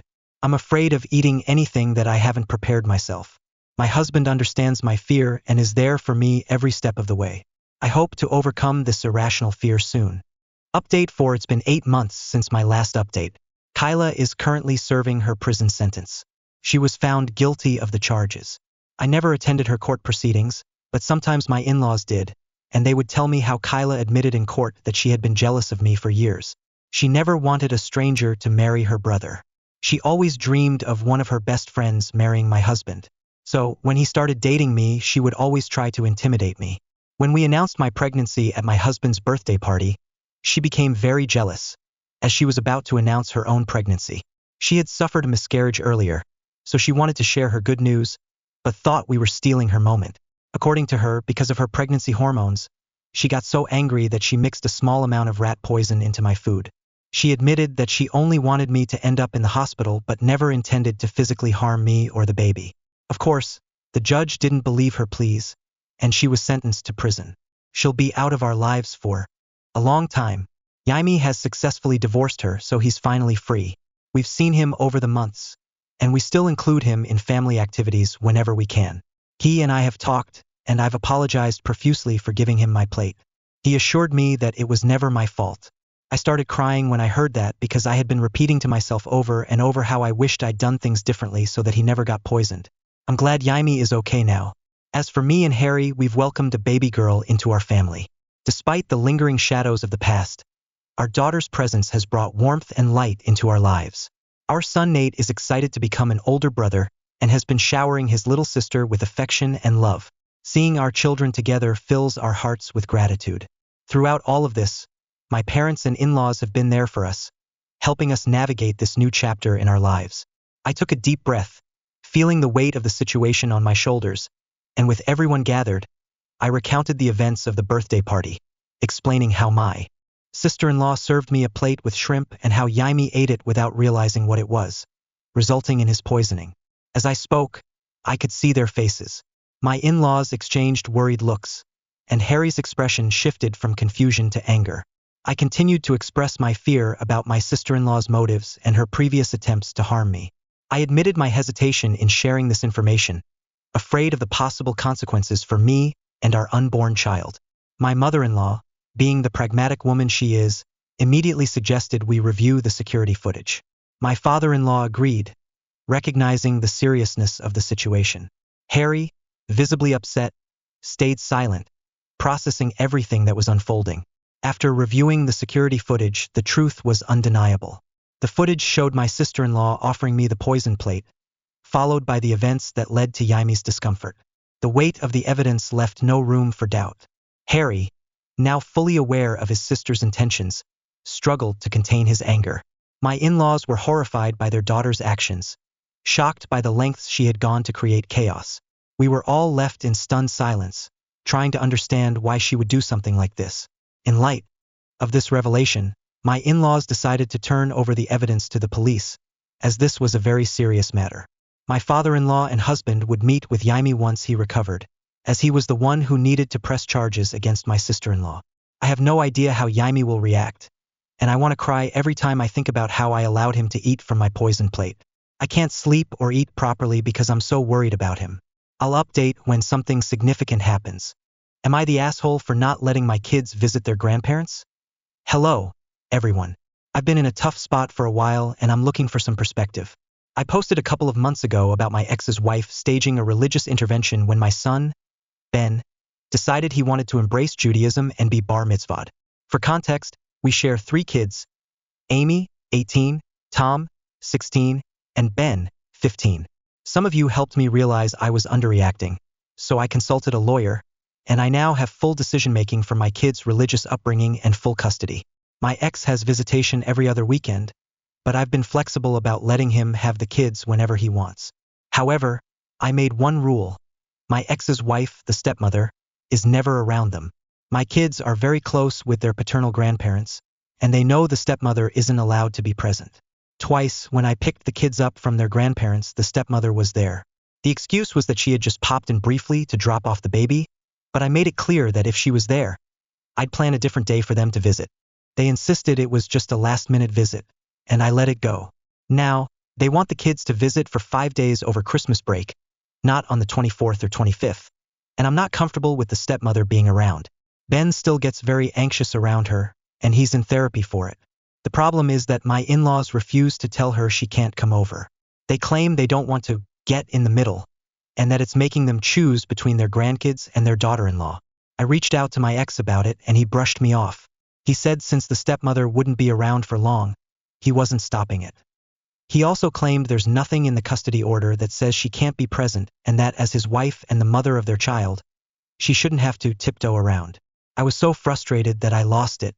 I told him I'd be going back to court for supervised visits and a restraining order against her if she kept showing up around the kids. He hung up on me.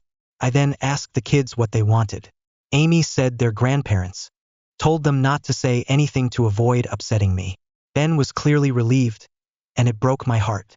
Tom said he'd stay with Ben.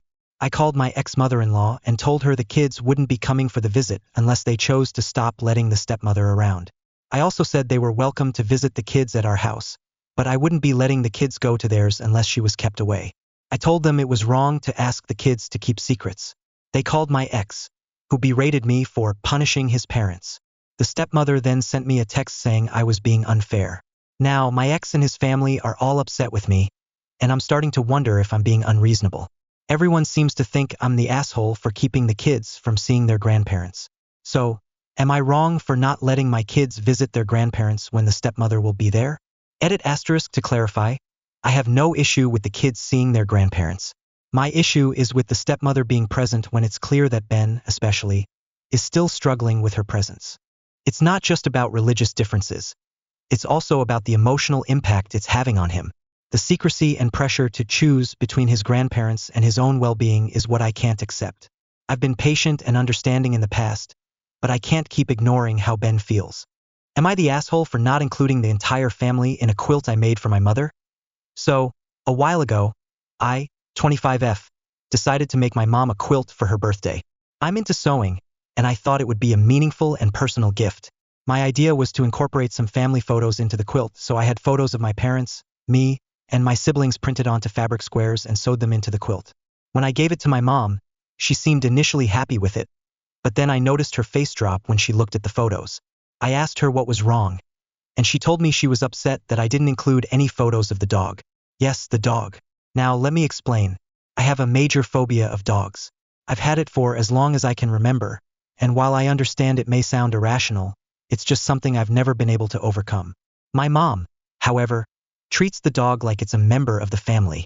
She calls it her youngest son, and has framed photos of the dog all over the house. Literally more photos of the dog than of her own children. She even cooks meals for the dog and gets it gifts at Christmas. It's just a lot. I didn't include the dog in the quilt because of my phobia, and also because, honestly, I felt like there were already so many photos of the dog around the house, and I wanted to give her something that would remind her of her human family. The quilt had pictures of my siblings and me when we were kids, before they even got the dog, and I thought that would be a nice touch. However, when my mom saw that the dog wasn't in the quilt, she was visibly disappointed. She said it was cruel of me not to include her youngest son, and it really hurt. I tried to explain my reasons, but she just sighed and said it felt like I didn't care about the dog, which isn't true at all. I've never harmed the dog or wished it harm, and I don't want anyone to think that. I just don't want to be around it because of my fear. Since then, my mom has barely acknowledged the quilt. She didn't use it or even mention it again. I later found it under her bed, untouched. I feel really guilty, especially since I was trying to make her something special before I move away. My dad told me it was fine that I didn't include the dog, but my brother thinks I made a huge mistake. It's been a week, and now the quilt is gone. I found it in the trash, slightly hidden under some other garbage. I tried cleaning it up, but now I'm at a loss for what to do with it. I feel so hurt and confused. I just wanted to make my mom happy, but now I'm wondering if I was wrong. Edit asterisk, I've read some comments where people are upset that I deliberately left out the dog to hurt my mom, and I just want to clarify that wasn't my intention at all. I wasn't trying to be cruel, and I understand that the dog is important to her. It's just that, for me, the dog has always been a source of stress, especially with my phobia. I didn't want to bring the dog into something meant to celebrate our family. I also want to clarify that my mother values the dog over her children at times. She said multiple times that if there were a fire in the house, she would save the dog first before her children. It's a bit of a difficult dynamic, but it's been that way for years. I also want to point out that my mom's actions, encouraging the dog to chase me or bark at me, despite my clear fear, have really impacted me over the years. It's not just a neutral situation. It's something that's been hard for me to deal with. Edit 2 asterisk, after I wrote this post, I went to check the trash bin outside because I couldn't find the quilt anywhere. Sure enough, it was there, slightly hidden under some other garbage. I pulled it out and tried to clean it up, but I'm not sure what to do now. I'm genuinely hurt and confused, and I feel like maybe I've caused irreparable damage to my relationship with my mom. So, am I the asshole for not including the dog in the quilt? Should I have been more considerate about my mom's feelings, or is she overreacting to my decision? Am I the asshole for letting my brother, who I've raised since he was an infant, call me mom? So, I, 29F, have had a pretty rough home life. My mother passed away when I was 8, and my father has been largely absent ever since. I have 3 younger brothers, Jake, 26M, Sam, 22M, and Henry, 17M. This post is mainly about Henry, the youngest. After my mother passed, I became the primary caregiver for my 2 younger brothers. I did everything for them, feeding, clothing, making sure they were okay, while my dad gave me money weekly for essentials. That was pretty much the extent of his involvement. When I was 13, my father brought home a baby, Henry, who was only a few months old. I didn't even know he existed. This caused a huge fight between my dad and me, and we've barely spoken since. Now, I've raised all 3 of my brothers. My eldest brother, Jake, remembers a time before our mom died, and he resented me for taking on that role. During his teenage years, he'd often say things like, "You're not my mom," and I never saw myself as a mother figure to him. Sam, the middle brother, was a baby when our mom passed, so he occasionally called me Mom as he grew up. I gently shut it down, reminding him I was just Sissy and not his mom, but he always had a deeper connection to me. Then there's Henry. From the time he was little, he started calling me Mom. At first, I tried to correct him and tell him I wasn't his mom, but I gave up after a while because, frankly, I've raised him like my son. I don't know much about his biological mother, just her name, and I've never had a chance to get to know her. So, over the years, I've started seeing Henry as my son, and he sees me as his mom. Here's where the issue started. Yesterday, I was on my break at work, and I texted my husband, my daughter, 10F, and Henry asking what they wanted for dinner. Henry texted back, "Just some chips, thanks." Mom slightly smiling-faced. I thought nothing of it, but then one of my coworkers, 24F, saw it and got really strange about it. She thought it was weird that Henry calls me Mom, and started talking to other people at work about it.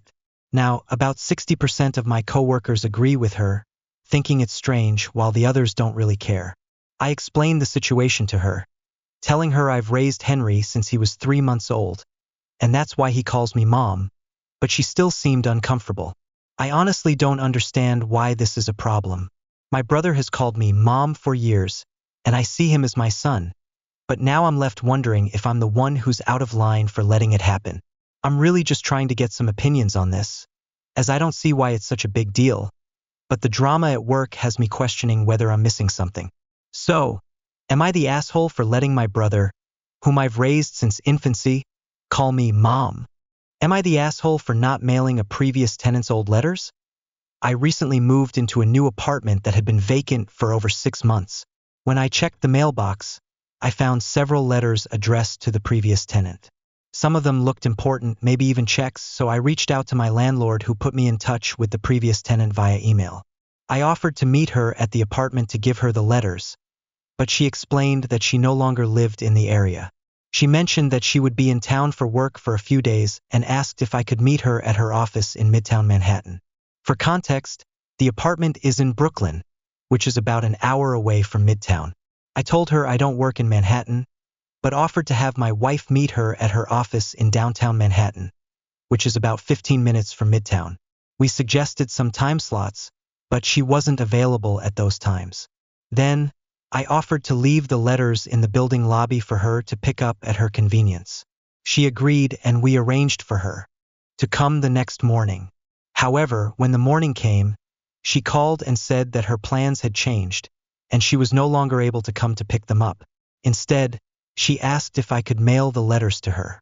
Here's where I get stuck. I don't have a car, and the nearest post office is about a 15-minute walk away. It's not a huge distance, but I wasn't thrilled about spending 45 to 60 minutes running this errand, especially since I had already gone out of my way several times to help her get the letters.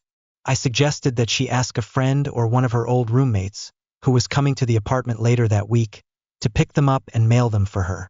She said she would ask, but sounded offended that I wasn't willing to mail them myself. I feel like I've already done quite a lot. I reached out, held onto the letters in my small apartment, and offered multiple solutions for her to retrieve them. But I didn't feel that going to the post office was justified when she hadn't really made much of an effort to pick them up herself. So, am I the asshole for not mailing the letters to her? Maybe I should have just done it, but I'm honestly not sure if I'm being too critical or if my frustration is valid. Am I the asshole for coming out in the family group chat and pressuring my younger brother to come out after my sister said something awful? I, 20M, am gay, and I've known for a while now. I've always kept it to myself because my family is a mix of supportive and not so supportive people, and many of them avoid anything controversial. I've come out to friends, but recently, I decided it was time to tell my extended family. I figured the family group chat would be the best place to do it, so I wouldn't have to have a bunch of awkward one-on-one conversations. I sent a simple message in the group. Hey everyone, I just wanted to let you know I'm gay. It's not a big deal, but I wanted to be honest with you all. Most responses were positive. My cousin, 25F, sent a heart emoji. My grandma said, "We love you no matter what." And my dad just sent his signature thumbs up. But then things took a turn. My Aunt Sue responded with, I just don't get why this needed to be shared. Some things should stay private. My uncle said, as long as you don't push it on us, we're fine with it. But then my sister and 22F, who's married to a man who's openly homophobic, added, just don't be gay around my kids. They're too young to understand all that. I was taken aback. I replied, wow. And do your kids need to understand you being straight? Or is that just reserved for me? She doubled down and said, it's just confusing for kids. I'm trying to protect them. I would hate for them to turn out like you. My aunt backed her up saying, she has a point. Kids don't need to be exposed to everything. At this point, I was really frustrated. So I replied, well, maybe you should have kept your legs closed if you can't support your children. This is where things got out of hand. My mom claimed I was being out of pocket and shaming my sister. My sister freaked out and said I need to go to the psych ward. Then, my younger brother Jai, 18M, who had been silent until now, suddenly sent a message saying, I'm gay too, so maybe think about how your words are hurting both of us. Cue total chaos. Aunt Sue freaked out, saying, what is happening to this family? My sister accused me of forcing Jai to come out and said, you're making everyone uncomfortable. He only said that because you pressured him. I snapped and replied, or maybe Jai felt brave enough to be himself after hearing your disgusting comments. God forbid your kids grow up in a world where people are treated equally. My sister lost it, saying, don't you dare bring my kids into this. You're trying to tear this family apart. Jai left the chat, and my mom texted me, saying, this isn't the way to handle this. My dad tried to check on Jai, but he hasn't replied to anyone since. Meanwhile, my grandma sent a long message about how family should stick together. Now my mom is saying I should apologize for escalating things, and Anne is accusing me of ruining her life. I feel bad that Jai came out in such a heated moment, but I didn't force him to say anything. Did I go too far? So, AITA for coming out in the family group chat and pressuring my younger brother to come out after my sister said something awful? Am I the asshole for breaking it off with the woman I was seeing because she accused me of trying to kill her dog? First off, apologies in advance for the length. So, I, 29M, have been seeing a woman named Sunny, 28F, for about 5 months. Early on, everything seemed to be going well. I'm not an animal person, but I've always been respectful of other people's pets. I didn't grow up with animals myself because most of my family has allergies or just fears them, so I've never been around them much. I'm just not the type of person who seeks out animals, but I would never harm one, and I make sure I'm polite around them. It's just who I am. Sunny has a dog named Curly, a 2-year-old Labradoodle. She told me she had grown up with dogs but hadn't had one for a while. When she first introduced me to Curly, I didn't expect much, but I also wasn't prepared for how much my allergies would act up. Curly's breed is hypoallergenic, but that didn't seem to matter for me, so I had to adjust my allergy shots to handle being around him. Now the issue started around Thanksgiving. Sunny had to leave town last minute for a business trip and asked me to dog sit for her. She couldn't find anyone else, and she trusted me because, in her words, you're good with him. I agreed, but I had a condition. I wanted to stay at her place to make sure I wasn't leaving my own stuff exposed, and I figured Curly would be more comfortable in his own space. I didn't explicitly say it, but I didn't want to deal with a hyperactive dog at my own place. Sunny agreed. From the moment I arrived, things were rough. Curly had obviously been upset about Sunny being gone, and when I got there, he had torn up her couch cushions and left a mess. He was barking nonstop, jumping all over me, and generally causing chaos.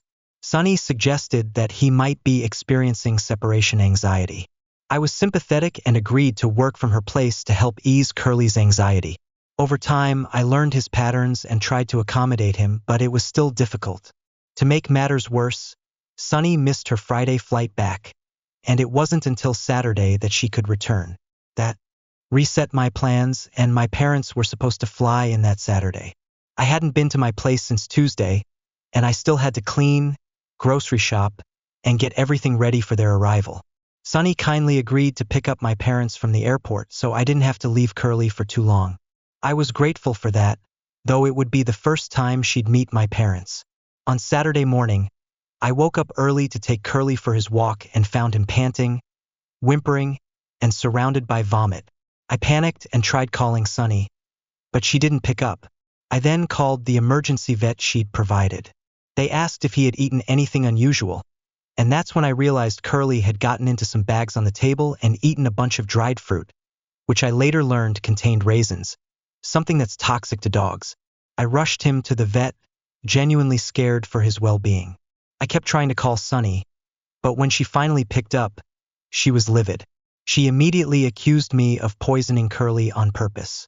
She yelled at me, saying that I did it because I didn't want her to have a dog, and this was my way of getting rid of him. She even used the word prosecuted. No matter how much I apologized and tried to explain it was an accident, she kept screaming at me. She said I was a terrible person and that I shouldn't be allowed near any animals. It was honestly terrifying.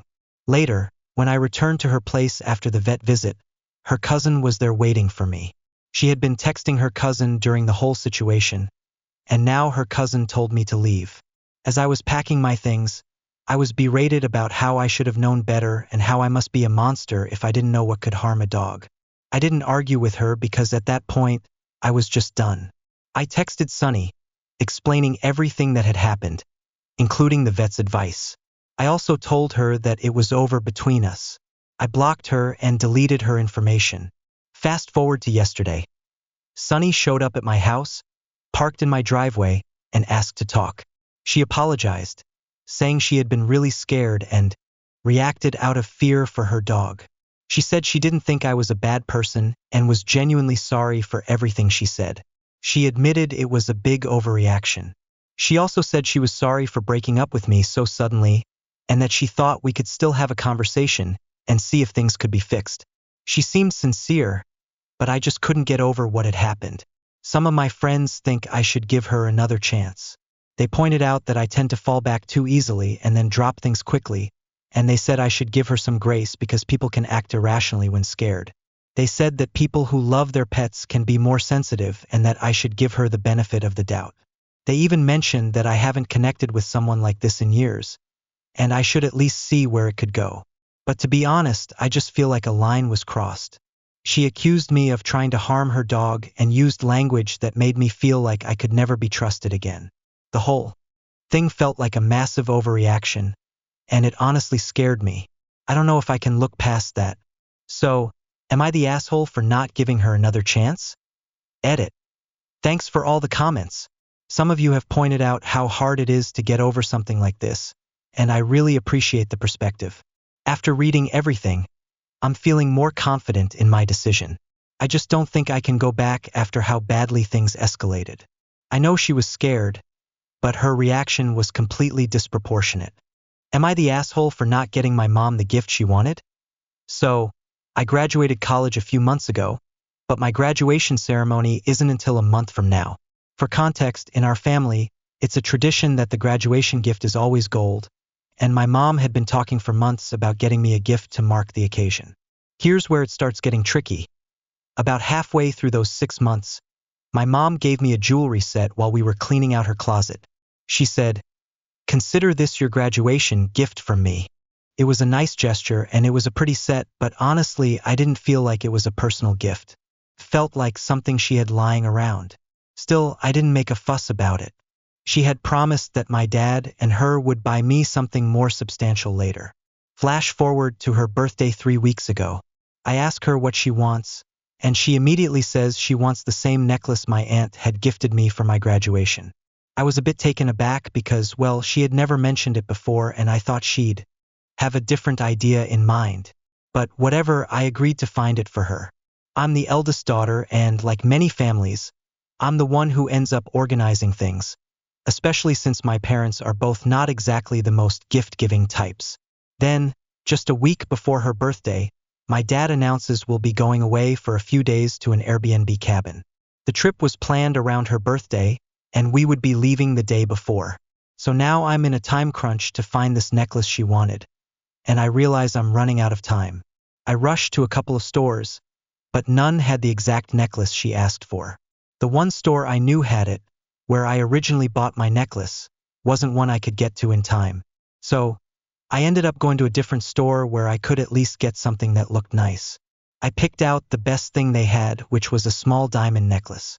Not gold, but it was still something decent. Here's the thing, my dad paid for it. I'm an unpaid intern and can't afford gifts like that on my own. And my mom always tells me not to worry about the price anyway. So, technically it was a family gift, not just from me. When I gave it to her, I could tell she wasn't thrilled. It was smaller than she wanted, and I could see her disappointment. She asked, "What happened to the necklace I wanted?" And, in the moment, I lied and said it was sold out. I don't know why I did it. Maybe because I was embarrassed, or maybe because I didn't want to deal with the fallout of not getting exactly what she asked for. 3 weeks later, I'm floored when she gives the necklace I bought her back to me, saying, "Consider this your graduation gift from your dad." I was confused. She goes on to explain that she had actually bought the necklace she wanted herself and that it was what my dad had picked out for me instead. She just framed it like it was part of the whole family gift. Now I'm feeling guilty because she obviously didn't love the necklace I bought her. And I still feel bad about lying about the one she really wanted. But the thing is, I didn't have time to get it for her, and even when I did try, the one I got her was the best I could do under the circumstances. Am I the asshole for not getting her the gift she wanted, for lying about it, and for not really having any say in how the gift situation unfolded? I just wanted to get her something nice, and now it feels like everything backfired. Am I the asshole for my reaction to my wife giving our twin sons true crime-related names? My wife has a bit of a peculiar hobby. She's obsessed with true crime. It's one of those interests that I try to ignore as much as possible. For the most part, she's respectful about it and knows when it's time to talk about it and when to keep it to herself. Honestly, it doesn't come up much unless she's around another true crime enthusiast or watching a documentary on the subject. The hobby doesn't interfere too much with our relationship, so I've never been too bothered by it. That being said, we recently had twin boys earlier this year. As you can imagine, choosing names was a big deal for us. There were lots of negotiations between us, especially since I wanted to make sure we chose names that would be timeless and not end up being a source of teasing later on. I also wanted to steer clear of anything too unusual, something that would stand out in a bad way. I'm a bit traditional when it comes to names, so I took on the role of playing the more cautious one in our discussions. Ultimately, I agreed that she had the final say on names, especially since she was doing most of the hard work with the pregnancy and delivery. But I did voice my concerns whenever she suggested names that I felt were too eccentric or life-ruining, as I put it. There was a particular name she suggested that made me raise an eyebrow, but after some serious back and forth, we settled on two names that seemed perfectly normal: Dylan and Eric. They're pretty common names, and I thought nothing of them. To me, they were just typical names for our sons. At the time, everything felt fine, and we were both excited to welcome our little ones. That was until we visited my sister-in-law's house a few weeks ago to show off the twins. My wife was beaming with pride as she introduced them, and everything seemed fine until my sister-in-law pulled me aside privately. She looked at me with a mix of concern and surprise and said, "Are you serious? You named your twins after them." I was immediately confused. I had no idea what she meant. At first, I thought she was just being dramatic, but she clarified that our sons' names, Dylan and Eric, were the same as the infamous Columbine shooters, Dylan Klebold and Eric Harris. It hit me like a ton of bricks. I had honestly never made that connection until that moment. I was in shock. I immediately tried to brush it off, thinking it was just a coincidence, but the reality of the situation set in. When I got home later that day, I confronted my wife. I told her I was seriously concerned and that we needed to change the names. I explained that the association with the Columbine tragedy was something neither of us had considered, and I didn't want our children to go through life with names that might attract unwanted attention or judgment. She seemed incredibly defensive and insisted that it was purely a coincidence. She said that while she might have subconsciously paired the names together, there was nothing wrong with them, and they were just common names. She argued that changing the names now would be a hassle and might draw even more attention to the situation. I tried to reason with her, saying that we could simply explain that we hadn't made the connection at the time and that we wanted to make things right. After all, my sister-in-law had already noticed it, and I could only imagine what other people might think once they realized the association. But my wife remained firm and wouldn't budge. She seemed genuinely upset that I would suggest changing their names, almost as if I were overreacting. I get that she's attached to the names now, but I feel like we're walking into a minefield with them. The thought of our sons growing up with the same names as such infamous figures feels wrong to me. I even tried suggesting alternatives, but she just dismissed them. She says that it's an overreaction on my part, and that people shouldn't judge our kids based on their names. She doesn't want to give in to the public's perception. But the more I think about it, the more I can't shake the feeling that it's a huge mistake. I'm really stuck. I love my wife, and I know she doesn't mean any harm, but I feel strongly that we need to change the names. Am I wrong for asking her to do so, or am I overreacting? Edit asterisk 4. Context: some of you might be wondering why the names didn't raise red flags earlier. The truth is, we didn't really think too much about the names when we chose them. Dylan and Eric just felt right to us at the time, and it wasn't until my sister-in-law pointed it out that the connection clicked. It's also worth noting that my wife has a bit of a quirky, rebellious streak, and I think part of her resistance to changing the names has to do with the fact that she doesn't want to be seen as caving into social pressures. I respect that, but I also think we need to be mindful of the long-term impact this could have on our children. Am I the asshole for telling my mom she'll regret picking her husband over her children? I, 23F, recently moved in with my mom to help her with her bills and take care of my 3 younger siblings. My husband, 22M, and I decided to make the move over the summer because my mom had been dating this man, now her husband, on and off for the last 7 to 8 years. I didn't want her to get back with him because, from what I could see, he wasn't good for her, and their relationship had always been unstable. Not long after we moved in, my mom started talking to him again. Despite telling me that she would never get back with him, she went ahead and married him. Since then, she's developed this mentality that she's now his wife, and that means her responsibilities are with him first and foremost. This has meant that we, her children, see her less and less. She doesn't even live with us full-time anymore. Before she remarried, my mom would be around after work, and we'd spend weekends together. But now, she goes straight to her husband after work and only sees my siblings in the mornings when she takes them to school. She isn't even home on weekends. To say my siblings and I are upset would be an understatement. This past weekend, things came to a head. My siblings, who miss their mom, reached out to her and told her they wanted to spend time with her. She responded by calling them and saying that when she was around, they never appreciated her and just played video games all the time. Now, apparently, they suddenly miss her and want to spend time with her.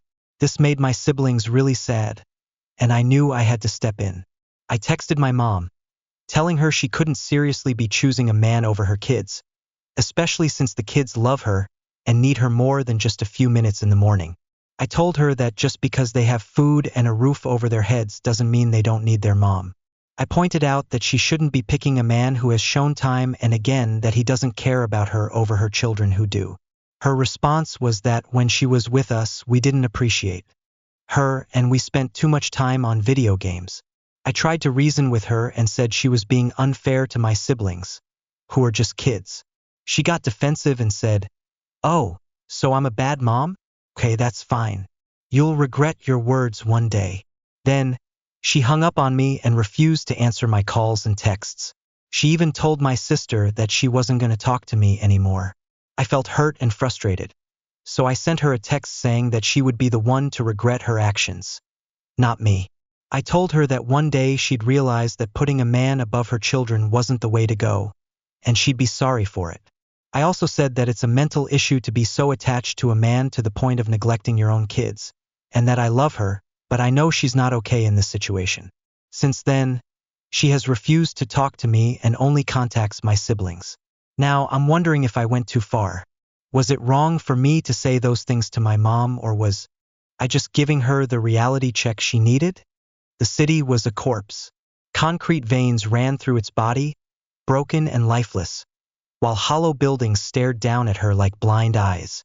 Jo clutched the radio to her chest as if it were a talisman, her only anchor in a world that had been swallowed by silence. She hadn't heard a bird's song, a car's engine, or even the whisper of wind in what felt like an eternity.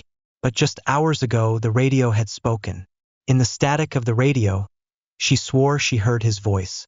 "Joe, find me." Her brother Jack had whispered through the crackling hum, the words half buried in distortion. It had been faint, fleeting, but unmistakable. "It'll be waiting in the sound," the radio spoke. Her heart had lurched, half with hope, half with fear. She twisted the dial again now, desperate to hear him once more, but the radio gave nothing back. "Please," she begged aloud, her voice trembling. "Say something, anything." But the static had returned to its cruel indifference. Joe's footsteps echoed unnaturally against the empty streets as she moved through the skeletal remains of the city. The radio was a constant weight in her hands, the knob twisting beneath her trembling fingers. Occasionally the static would falter, replaced by faint pops and hisses that made her pulse quicken.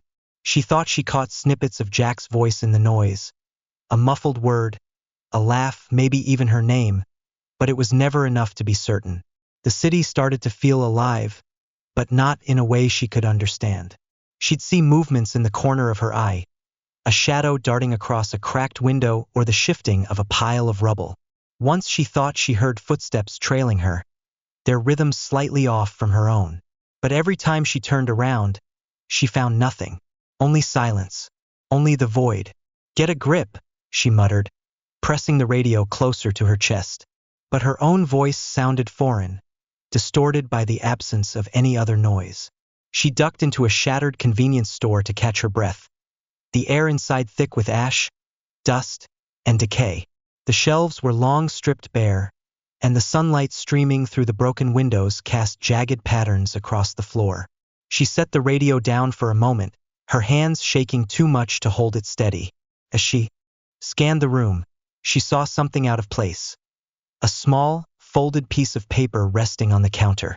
She unfolded it, her breath catching when she saw Jack's handwriting scrawled across the page. "Follow the sound. Im close." Her legs nearly gave beneath her. "Jack," she whispered, clutching the note so tightly it crumpled in her hand. Her desperation turned into resolve. She didn't know how the note had gotten there. Maybe she didn't want to know, but it didn't matter. He was alive. He had to be. She left the store and ventured deeper into the city. The buildings around her seemed taller, leaning in as if they were watching her. The shadows danced longer, darker, and the air felt heavy, pressing against her lungs. The radio sputtered to life again, and this time, she heard it clearly. Jack's voice, broken and faint, but unmistakable. "Joe, almost there." She froze, the sound sending a jolt through her. "Jack!" she shouted into the static. "Where are you? Tell me where." The voice didn't answer, but the static shifted, forming a new pattern, almost like it was leading her somewhere. She followed it, her pulse pounding as she passed derelict cars and crumbling remains of life. Her surroundings blurred as the static grew louder, rising to a deafening crescendo that made her wince. And then suddenly it stopped. Ahead of her stood a massive, rustic barn at the edge of the city. The silence was suffocating now, but she couldn't ignore the pull of the place. The radio buzzed faintly in her hands, almost like it was urging her forward. She hesitated at the entrance, her paranoia now screaming at her to turn back. The shadows here felt alive, shifting unnaturally against the light. But then she thought of Jack's note, his voice, his promise. "Im close." She stepped inside, the air turning cold and stale around her. Joe pushed open the warped barn door, her breath quick and shallow. The metallic groan echoed through the cavernous space, blending with the faint hum of something inside. Dust swirled in the shafts of gray light that pierced the cracked windows, and the air was thick with mildew and the faint acrid tang of burnt metal. In the center of the room was a machine. It was a tangle of salvaged parts. Rusted speakers, a car battery leaking onto the floor, and a reel-to-reel tape recorder, its spools turning sluggishly. Wires snaked out in all directions, connecting to shattered radios and broken amplifiers scattered across the floor. The sight of it made her stomach twist. And then she heard it. "Joe!" She froze, her pulse pounding in her ears. It was Jack's voice, faint and warped, but unmistakable. Her throat tightened as she moved closer, her boots crunching over shards of glass. "Jack?" she whispered, barely able to speak his name. The machine crackled, and his voice came again. "You came. I knew you would. Her knees buckled, and she sank to the floor, staring at the thing in front of her. It didn't make sense. None of this made sense, but she couldn't tear her eyes away. Where are you? She choked out, tears welling in her eyes. I've been looking for you. I heard you on the radio. I followed you. I'm here, the voice said, calm and steady. Right here. She blinked, her tears spilling over. I don't understand, she whispered, shaking her head. Her gaze darted to the desk beside the machine, cluttered with tools and crumpled papers. Her heart clenched when she saw Jack's handwriting on the notes. Keep it running. Keep her safe. She picked up one of the papers, her hands trembling. She recognized the diagrams, the messy sketches of circuits and speaker systems. Jack had always been the one to tinker, fixing old radios and building strange contraptions in the barn. But this was something else. Her chest tightened as a memory surfaced. Jack in the barn, working late into the night. The drought had gone on for months by then, the crops withering under the relentless sun. Jack had been so sure he could fix it. He'd rigged a system to pull water from the well, pumping it through filters he'd built from scraps. She'd believed in him until the day it all went wrong. She closed her eyes, the image flashing behind her lids. The fire, the thick smoke, Jack shouting for her to run. She had stumbled out of the barn as the flames roared higher, engulfing everything. The barn, the crops, the valley. Everything was gone. Joe, the machine called again, snapping her back to the present. Her head whipped toward it. You're dead, she whispered, the words trembling on her lips. The machine crackled, and Jack's voice answered, softer. This time, not dead. I stayed. For you. Her breath hitched. What does that mean? Stayed how? To keep you safe, he said, as though it were obvious. So you wouldn't be alone. She stared at the machine, her mind racing. This wasn't possible. Couldn't be him. But the voice, it was so real. Her eyes flicked to the radio she'd been carrying, now lying silent on the floor. Had she really heard him on it? Had she really found that note in the store? Or had she imagined it all? Desperate to hear his voice again, the machine hummed, the tape reels spinning faster. You followed me, it said. You heard me. She shook her head, gripping the edge of the desk to steady herself. No, she whispered. This isn't real. None of this is real. Joe, the voice said, pleading now. Don't go. Don't leave me. Her breath came in gasps, panic rising in her chest. She wanted to run, to get as far away from this thing as possible. But she couldn't move. What if it was him? What if he'd found a way to stay, to speak to her, to reach her? Her eyes darted to the wires, the tape reels, the car battery sparking faintly on the floor. It didn't make sense.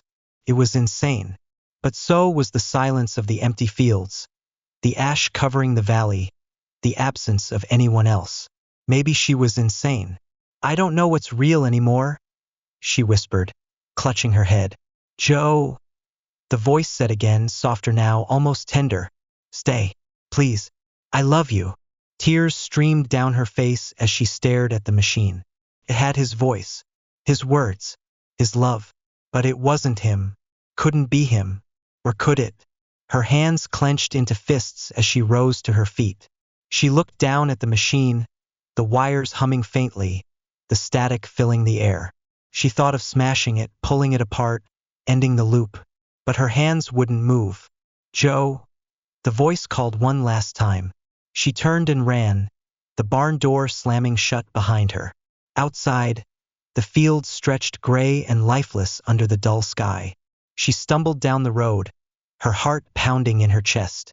The silence pressed in on her, thick and suffocating, as her thoughts spiraled out of control. Had she heard him? Had she imagined it? Was he still in there, waiting for her? The machine's voice echoed in her mind as she disappeared into the wasteland. Back in the barn, the machine whirred softly, its tape reels turning, Jack's voice still calling for her, over and over again. Am I the asshole for refusing to share my special recipe with my cousin, who wants to use it for her business? Here's the situation. I 18, female, have this incredible dessert recipe that I created after months of trial and error in my kitchen. It's a unique twist on a classic treat, and everyone who tries it always says it's amazing. My family asks me to make it for every gathering, and I take a lot of pride in knowing that people really love it. It's something that feels very special to me, almost like a personal achievement. Recently, my cousin Jess, 24, female, started her own small baking business from home. I'm genuinely happy for her, and it seems like she's doing pretty well with it. She's been working hard, and I admire her for it. However, last week at a family dinner, Jess pulled me aside and asked if I would be willing to give her my dessert recipe so she could add it to her business menu. At first, I was flattered. I mean, it's nice to think that someone wants to use something I created for their business, right? But after thinking it over for a minute, I told her I wasn't comfortable sharing it. To me, it's something really personal. I spent a lot of time perfecting that recipe, and it's become a signature of mine. It's my thing, and it feels special to me in a way that I'm not ready to let go of. Well, Jess didn't take that too well. She told me I was being selfish and that it's not like I'm starting a business or anything. So why would I hoard the recipe? She even went as far as to say I was being petty by not helping her out. Then, she got her mom, my aunt, involved. Later that day, my aunt called me and told me I should be supporting family and not be so stingy with something that could help Jess's business. I explained to her that I wasn't trying to be mean or unsupportive. The truth is, I worked hard to create that recipe, and I feel a sense of ownership over it. It's something that I take pride in, and I don't think I should just give it away because she asked for it. Now, half of my family is calling me petty for not just sharing it, while the other half has decided to stay out of it entirely. To make matters worse, Jess posted a vague rant on Facebook about how people are gatekeeping creativity and how it's impossible to get ahead with unsupportive people. My mom says I should just give her the recipe to keep the peace, but I'm still firm in my belief that it's not something I'm obligated to share. So, am I the asshole here? Should I just give her the recipe? Or is it okay for me to keep it to myself?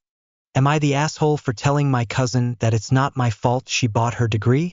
Here's the situation. I'm 18 years old, non-binary, but still closeted, and I live with my parents, my father, who is 68, and my mother, who is 60. I'm closer to my father's side of the family, since they live nearby, unlike my mother's relatives. My dad has a brother who's 72, and my aunt who's 70. They have a daughter, my cousin, who's 40. I really can't stand my cousin because she has this attitude that she's better than everyone else, and she has a degree in psychology, which she loves to bring up. One day, we were at my aunt's house for my niece's birthday party. My stepbrother's daughter, who is 6. At some point during the event, my cousin and I ended up talking. She started ranting about how she can't stand all these people getting diagnosed with dyslexia, saying it's just an excuse for people who are stupid and don't try hard enough. She went on about how she knows all of this because she has a degree in psychology. At that point, I felt like I had to speak.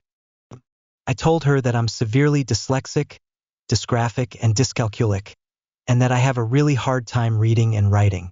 She just laughed and told me I was just stupid. I was really upset but tried to ignore her and just went to entertain my niece. When it was time for presents, my cousin gave my niece a book and told her to ask me to read it out loud. My heart sank because reading aloud is a huge challenge for me, and I can't do it easily. Thankfully, my mom noticed the situation and quickly told my niece that she would read the book to her because she loves reading. Afterward, when things calmed down a bit, I confronted my cousin. I asked, "What's your problem?" She told me that I just needed to practice and stop pretending that dyslexia was a real thing. I got really angry at this point and, in the heat of the moment, said, "It's not my fault that you bought your degree, so you clearly don't really know what dyslexia is." The situation cooled down after that. We went outside to avoid making a scene, but she started insulting me for everything, from my appearance to my tattoos, and even said that I wasn't feminine enough. I stayed calm because I've heard all of this before, but I just went back inside to play with my niece. Now, today, I got a text from my aunt saying I was being a bitch for insinuating that my cousin's degree was fake. Even though my parents are on my side and said I did the right thing, I'm now wondering if I went too far. So, AITA? Edit. Some of you were asking about my cousin's career. While she has a degree in psychology, she works as a secretary in a company. I've decided to limit my contact with her and my aunt.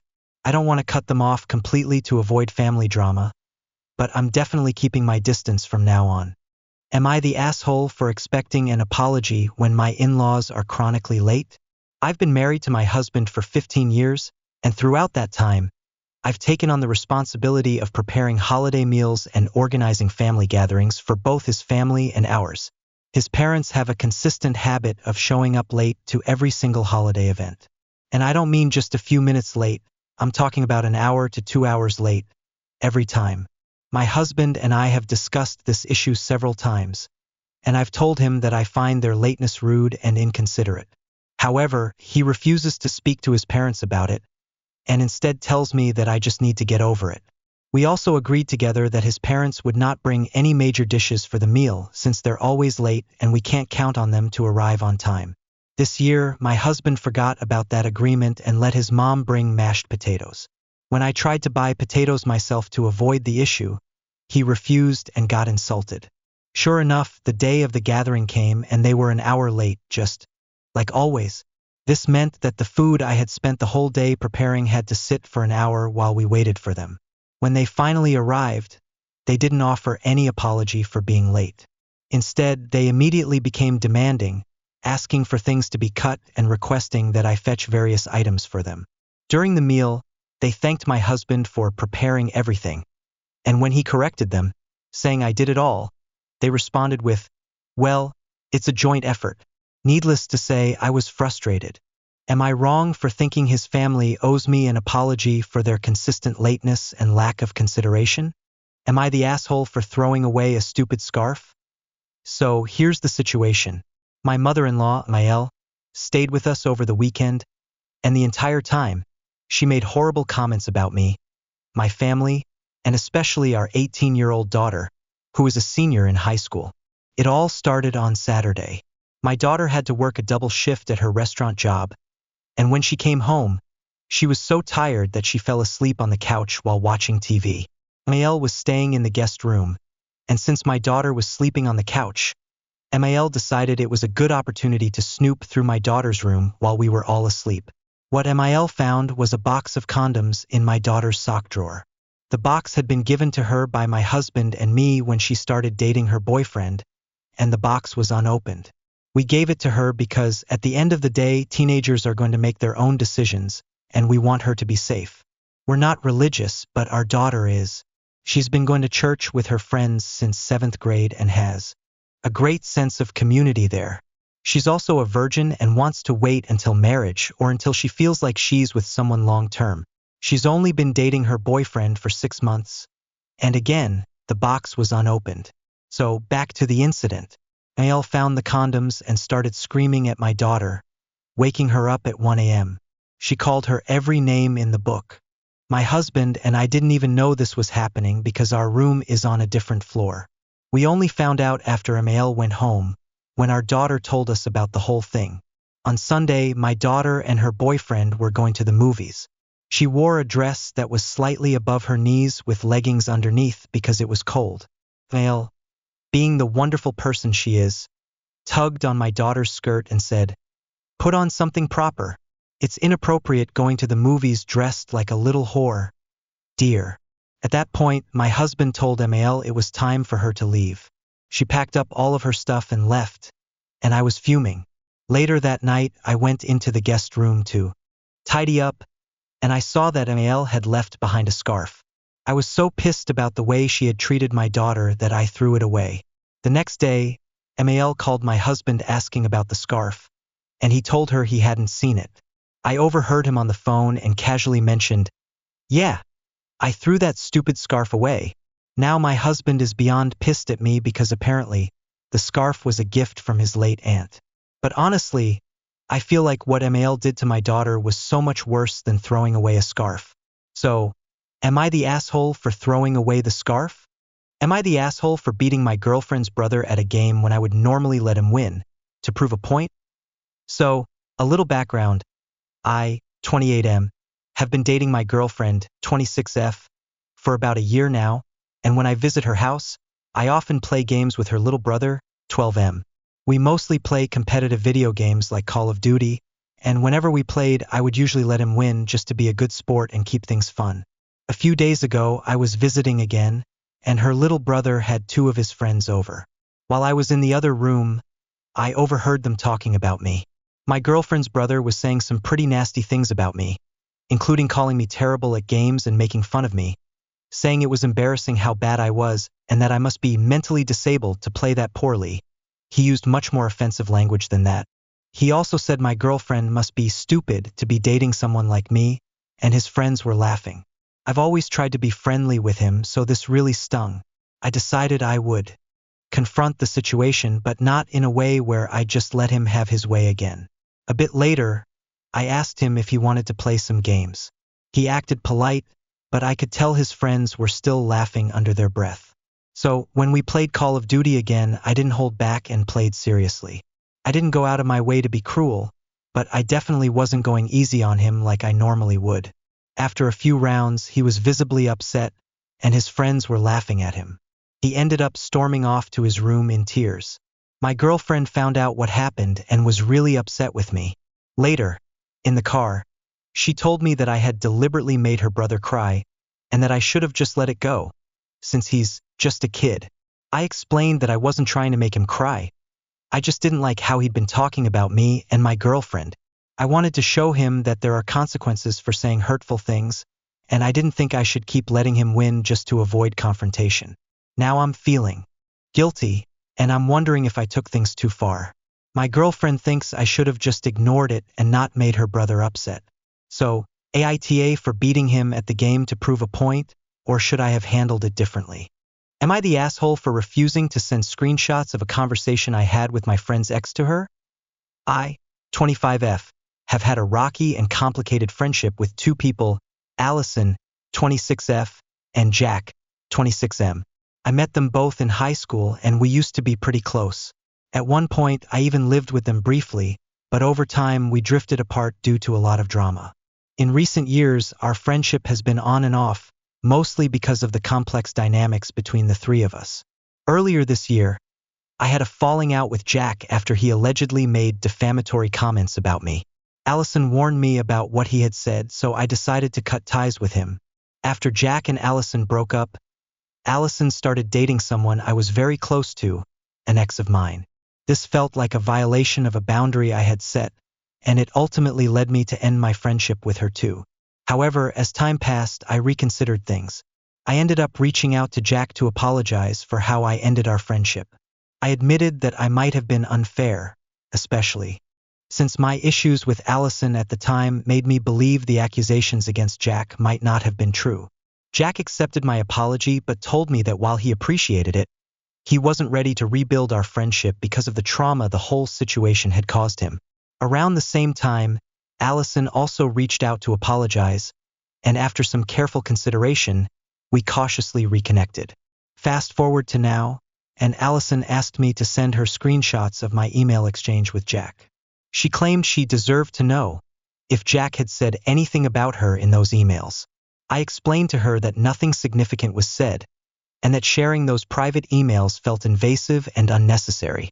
I declined her request, but now she's upset and hasn't responded to me since. I'm wondering if I did the wrong thing by refusing to share private conversations with her, even though I had no issue reconciling with her or being open in general. Is it wrong to draw a boundary in this situation? Or should I have just shared the screenshots to avoid conflict? Am I the asshole for refusing to house sit for my friend after I found out they got a cat? I, 28M, agreed to house sit for my friend Alex, 30M, while they went on a week-long vacation. Alex has a dog, which I've always loved, and I thought it would be a nice thing to do to help them out. I even took some time off work to make sure I could give the dog plenty of attention during their absence. A few days before Alex left, I went over to pick up the house keys and get a rundown of what needed to be done while they were away. That's when Alex casually mentioned, "Oh, by the way, we got a cat." This immediately caught me off guard because I'm severely allergic to cats. Alex knows this, I've had to leave gatherings early before because of my allergies, and they've seen me react to cat dander. So, when Alex casually dropped the bomb, I asked why they hadn't mentioned it earlier. They said they'd only had the cat for about a month and forgot to mention it to me. At this point, I told Alex I couldn't house sit for them anymore. Even if I avoided the cat, just being in the house with the dander would trigger my allergies, and I didn't want to risk it.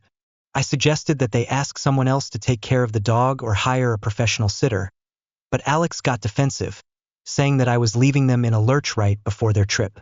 I felt bad about that, but I didn't think it was fair for Alex to spring this on me at the last minute when they knew about my allergy. I offered to check in on the dog every day and help out in some way, but Alex said that wouldn't work since they needed someone to stay at the house full-time. They ended up scrambling to find someone else, and when they left for their trip, they were pretty angry with me.